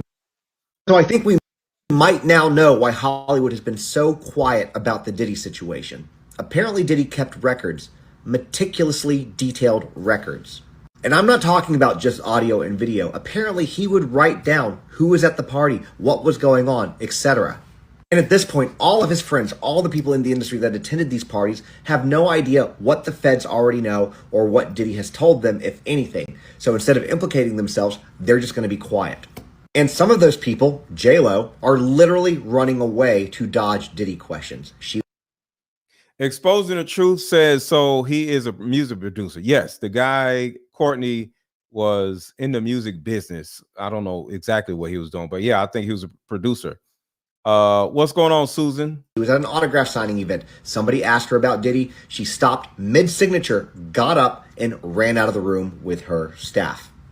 On top of that, Tony Busby came out today to remind us that he will be adding defendants to some of these lawsuits that are A-listers, names that will shock us. I just want him to go ahead and do it already because it would be interesting to know who these people are. Regardless, if you haven't already, make sure that follow button because we are staying up to date on this. And if you see that we're live, the circle's going, come in because that means that we're probably talking about it. But has your view now changed? I mean, absolutely. I mean, this is 24 years later, and it's shocking to hear all these allegations. It's completely shocking. Shocking to hear them? Is it surprising, given everything that you may have gleaned about him in that period? It is surprising. Yes, it is. I mean, it's been, you know, hearing all of this. I mean, you know, I owe a lot to. Come on, y'all. Let's get these likes up. Let's get these likes up. We've been under 200 likes for all this time. Let's get at least to 300 likes, y'all. 250 likes or something. Come on. Everybody hit the like button. Hit the like button. Hit the like button. I haven't been bugging y'all about the like button like I usually am, but this is what happens. We are an hour in and the likes are still low. So hit the like button. To puff with my career because, you know, I've worked with the biggest photographers in the world, the biggest directors in the world. And, you know, we've met, we would go to Paris Fashion Weeks. I mean, we were running around with like the biggest names in the business. So, you know, to hear all of this happening right now is just, it's shocking. You see, the reason I'm curious why you find it that shocking is that in 2010, you were very close to Cassie as well. And we've seen this horrific video which emerged last year at CNN from several years prior, where he literally. Well, I'm just going to ask you. I'm going to just let the viewers know where I'm going here. You know, there was this appalling video that we're now seeing where he literally beats her up in public in a hotel. You know, on a floor of a hotel, but in a public area, and it was absolutely despicable. Now, you said about that it wasn't a one-off. That when Cassie was beaten up on a separate occasion in 2010. You took her in, you said. We didn't even want to go to hospital, so I had a doctor friend of mine come and take a look at her. She was badly bruised, had knots on her head and a black eye. We were scared. I still have PTSD talking about it. That's nearly 15 years ago. So my only question to you is, given what you witnessed then, given what you knew had happened, and given what we all then saw with the second incident on that horrific video, actually, why are you that surprised about these allegations that have come to light? I mean, for me, it's like it's just reliving the whole situation over again, and that to me is the shocking part of it. You know, I block that. That's PTSD. That's trauma that I experienced from back then, and reliving it is really, you know, difficult for me to experience because I've known Cassie since she was 17 years old, and I was like her big sister, as well as her makeup artist. And just watching all of this it's absolutely shocking. Right, but I mean, the reality is it's disgusting. Just based on what you witnessed that day in 2010, and based on what we've all seen in that other video, the guy, at the very least, was a person who beat up women. And yet the picture you painted of him, of your time with him, you know, in the early 2000s, was actually very positive. And you say you're very surprised and shocked by what's now come out. I wouldn't be shocked if I'd seen what happened to Cassie. Susan says Scientology attempted to sign me up last week. Where you be at with some Scientologists want to... What? Susan, what in the world? What do you mean, Susan? Where were you? And who are these people signing you up to Scientology? What in the world is that? Can you explain, Susan? Firsthand, and the way you did, I think this guy's a monster. And I'm curious why that isn't what you're thinking, or have you blanked that out? Oh, I've absolutely blanked it out all these years because it's something that I was very focused on my career. And so what happened then, you know, obviously we couldn't discuss with anyone. So I had to like blank it out of my brain. Do you wish with I had to hindsight... continue on and... Right, but do you wish with hindsight, and I'm not accusing you of doing anything wrong. I'm just saying, do you wish with hindsight to prevent him treating other people in such a horrendous manner? Do you wish you'd taken it to the police, to authorities? Of course. I mean, absolutely. But, you know, these are things that we couldn't do because we were terrified of Sean. And I'm never going to judge a woman for not coming forward, because so many people have lost their lives because of Diddy. And when you are probably in the industry and you hear this guy pass away from pneumonia, then Whitney Houston passed away from pneumonia, and then Michael Jackson passed away from pneumonia, and then, you know, Prince, and then you're like, yo, all of these people just dying. I wouldn't say anything either. So I understand. Right. See, that's really interesting, because that wasn't how you described him at the start of this.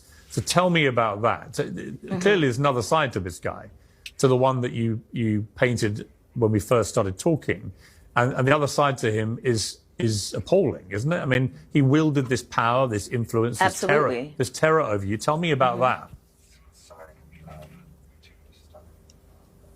Talk, lady. I mean, like I said, like at the beginning of, you know, my career with Puff, you know, it was just like, you know,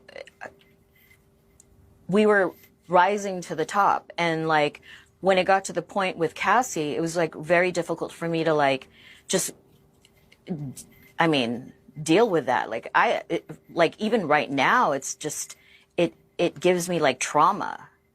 And so watching all these allegations unfold, I mean, being an industry professional, that's all I cared about. And like, I don't know what goes on like behind closed doors. So that's not, you know, that's not something for me to like even think about. And so when, you know, watching this unfold, it's been really difficult for me to like, you know, like stomach. Right, but it wasn't, I mean, just respectfully, it wasn't behind closed doors, because in 2010, Cassie came to you after he beat her up. Well, but it was behind closed doors, because the doors were, see, there's one thing about closed doors in a basement, but then there's closed doors after you get out of the basement, because you got the front door. So it's different levels of closed doors. You could look at closed doors as in the doors of the industry, and everybody in the industry just don't say anything, and that is behind closed doors. And the second you say something, you just opened up the door. So behind closed doors, it could be different levels of that. No, but I was there. I was actually with her that night. Right. But that's what I mean, is that you knew it was happening because you were there. Mm-hmm.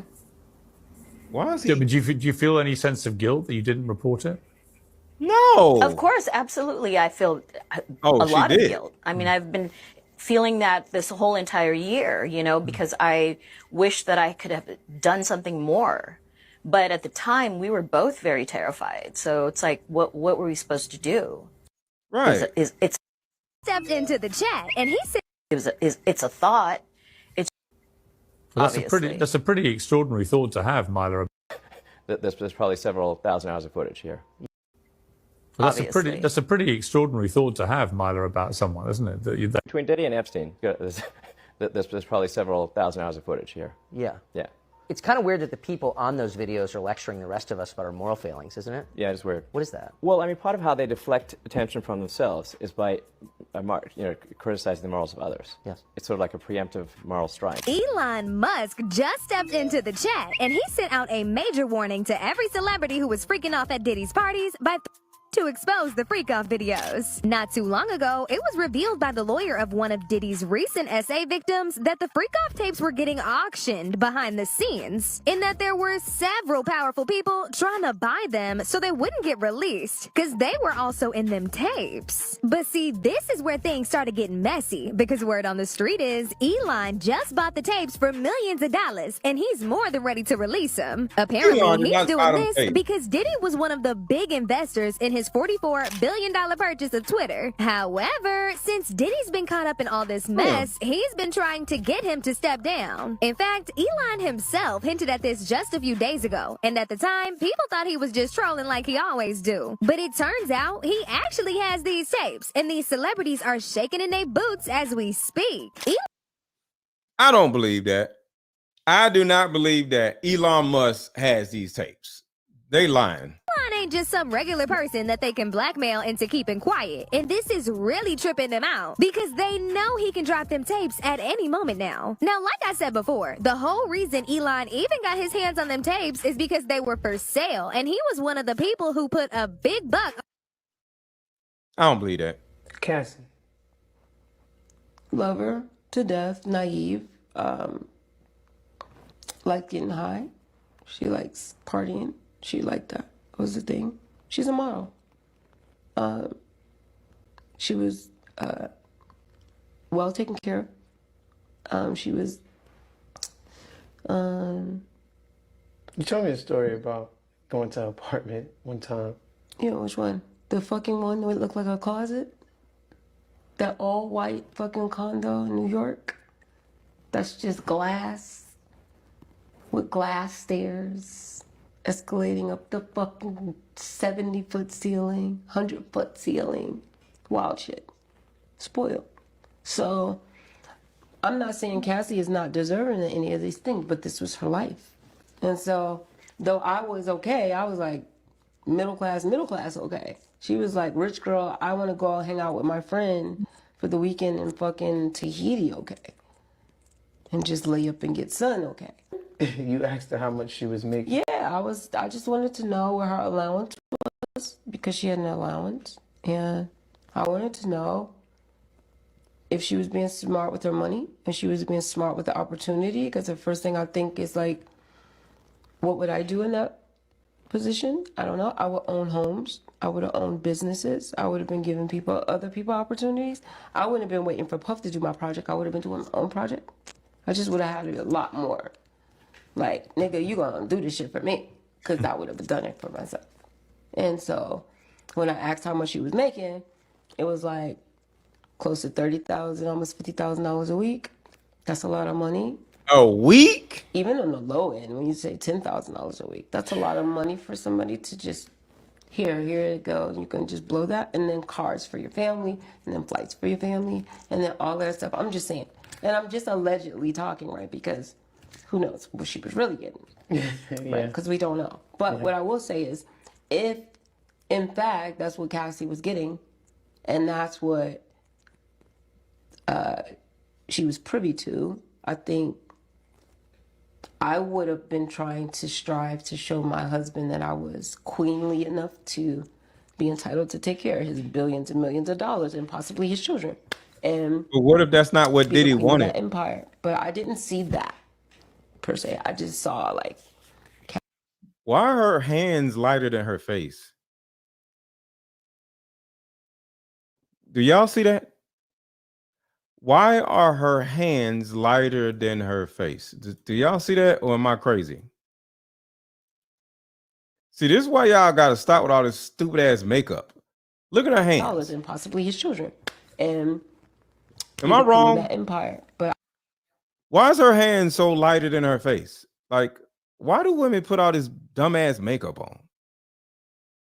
Do y'all realize how stupid y'all be looking when y'all be wearing all this stupid shit? Why do y'all do this? I didn't see that per se. I just saw like Cassie having a good time as a young girl and really didn't want the bothers of like that life until later.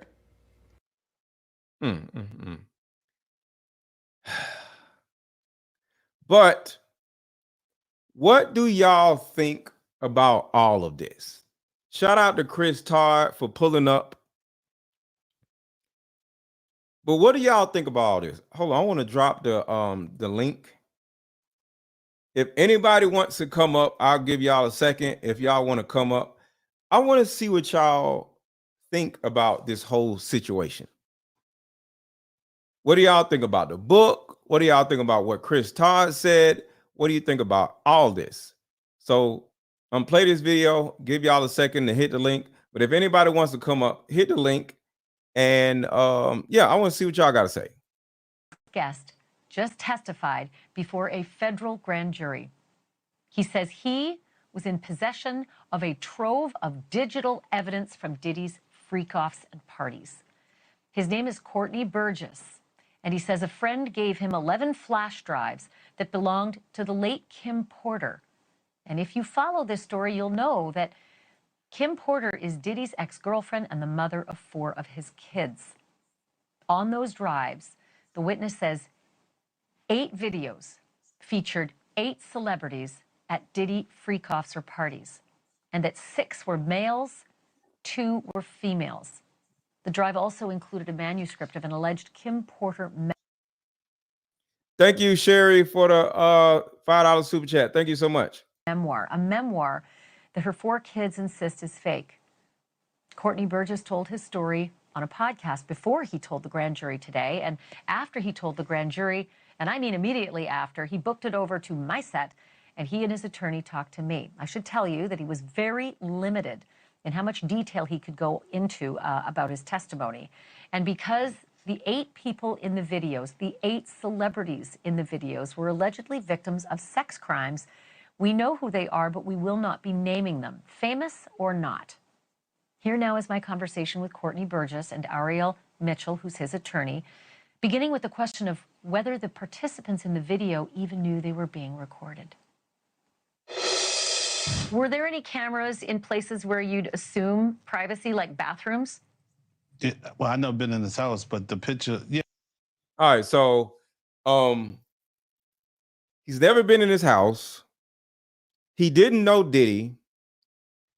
And he didn't really know Kim Porter, but he has access to all these files. That part right there is what's confusing me. Why him out of all people? Yes, yes, that's what took place. You're aware of surreptitious cameras that were recording in private places like bathrooms. I didn't see the cameras. You could tell how the person was angled. I knew that it was a camera there because I was there. You know, I was there. I don't know if the person was too tall, he was holding it or whatever, but I wasn't there. So you don't even know that. Okay. Well, somebody was holding the camera, or whether the camera was on the wall. May I ask you this, Courtney? And Ariel, you can jump in on this as well, but I want to hear from Courtney first. Your home was raided by federal authorities, and I assume it is because of this material. Is that true? I wouldn't say that. They just went to every one of them looking for me. They said, the paperwork said the 24th, that I had to be there the 28th, and then it was the 27th. I said, I can't make it there. That's tomorrow. So I don't know. Yeah, it's like everything. Well, I didn't know this person. I wasn't there. I don't know if it was a camera or not a camera. And I don't know this person. Okay, if you don't know none of this stuff, like where are you coming from? He's out of everybody. Courtney Burgess is the one that is confusing the hell out of me, because he don't know nothing, but he got all this stuff. But he claims he don't know nothing, but he claims to be a music producer and has been in all this and that. How do you not know none of this stuff if you've been around these people for 30 years? How can you be around somebody or in industry for 30 freaking years and don't know nobody? I don't understand. From the look of it, was 4 days. And I want to be specific. When we talk about a raid, we're talking about when a subpoena is served for documents, a search warrant, or an arrest warrant. In this situation, Mr. Burgess was not in any way, shape, or form had a search warrant or an arrest warrant issued for him. It was just them serving a subpoena. So when the federal government needs to serve a subpoena, they use the Marshal Service to come to all of your residences if you have more than one residence. So in this situation, they sent marshals to all of Mr. Burgess's residences, and that. So his door wasn't kicked in. They sent marshals to his residences to find out where he was and what he had. He didn't go to jail. They didn't kick his door in. Did somebody snitch on him? That's another question I want to know.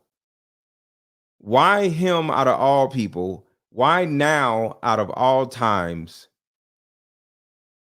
Maybe in the future, this Courtney guy is going to speak a little bit more.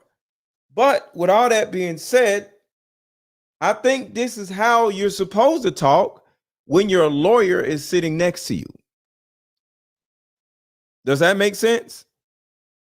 Because your lawyer is constantly telling you not to say this, not to say that, don't do this, don't incriminate yourself.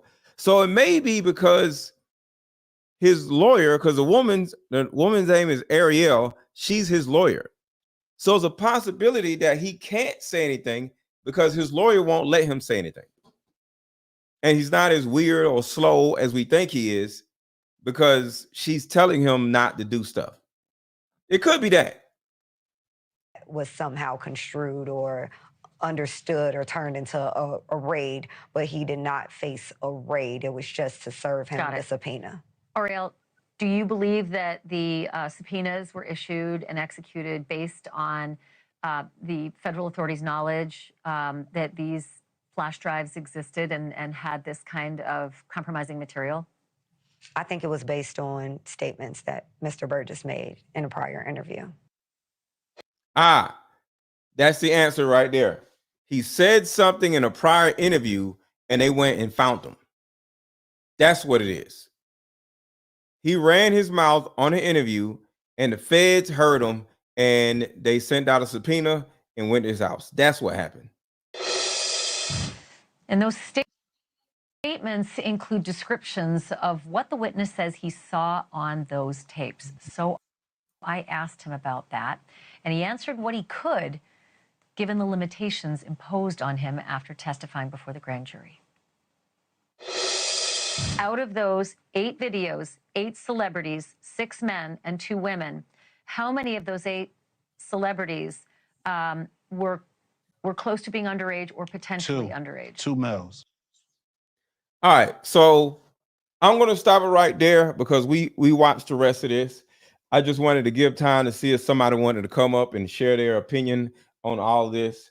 And because it's 5 o'clock and y'all already know. Let me say this. What am I about to do, y'all? It's 5 o'clock. What am I about to do? Let me see if y'all be paying attention to what I be saying. Why am I ready to get off the live stream? Because it's 5 o'clock. What am I about to do? What am I about to do, y'all? I want to see if y'all know me enough. Facts. Y'all know I do not eat I only eat one time a day. And in most cases, I wait until around 3 to 5 o'clock to eat. Facts, Rudy, I'm about to eat. Yes. Watch the game. What day is it? It's Friday. Ain't no game on. Yes, I'm about to eat. I'm about to tear into some salmon. I worked out earlier, but I'm about to go eat. So I will talk to y'all later. And Mr. Let Go, I'll be back. I'm finna go caffeinated. So if you have not already hit the like button, please hit the like button. Also, we did not make the goal of card games. So if you have not bought one of my card games, please click the link that is under this video or click the link that is in the chat and buy my Deeper Discussions card game or my mother-daughter card game. So if you're watching the chat will show you is a blue, right? Boom. There you go. Right there is a blue link in the chat. Click the blue link in the chat and buy one of my card games. I have my book on there. Some of y'all don't even know that I have a book. So we've been talking about Kim Porter's book, but y'all don't know I have my own book. So I have a book that is in that link also. So y'all have a good rest of y'all day. And it's a possibility that I'll be back tomorrow. I got something else to talk about tomorrow. And so subscribe to my channel. And some people are watching from my other YouTube channel, which is Mr. Let Go 2.0. Subscribe to that channel also. If you are watching on there, subscribe. Hit the like button, and buy one of my card games. Talk to y'all later. With a solution that will help every woman watching, regardless of age, regardless of background. See, in my 7 years of coaching women, the number one thing that I hear in my coaching sessions is her issue or tumultuous relationship with her mother. So what I've done is come out with a card game that will actually help mothers and daughters come back together. We have to get to the source of a woman's pain, her inadequacies, her insecurities, and heal that little girl inside of her before she goes out in the world as a woman. I call Like Mother, Like Daughter, therapy in a box. Therapy in a box is 50 questions for the daughter to ask the mother, questions that you always wanted to ask. And it's also 50 questions for the mother to ask the daughter. But when you're able to ask the questions that you always wanted to ask to your mother without her getting upset, without her pulling rank on you, the lines of communication are now open. When women are finally able to forgive their mother, forgive their father, forgive what happened to them, and most importantly, hear her mother's side of the story that she never divulged to you, relationships outside of the household would then blossom. Because for most women, there's a hurt little girl inside of her that never had an opportunity to be seen or heard. All of the resentment, the lack of being heard, but all that stops when you buy my new Like Mother, Like Daughter card game. Order it now. The link is under this video. Click the link and let's start healing.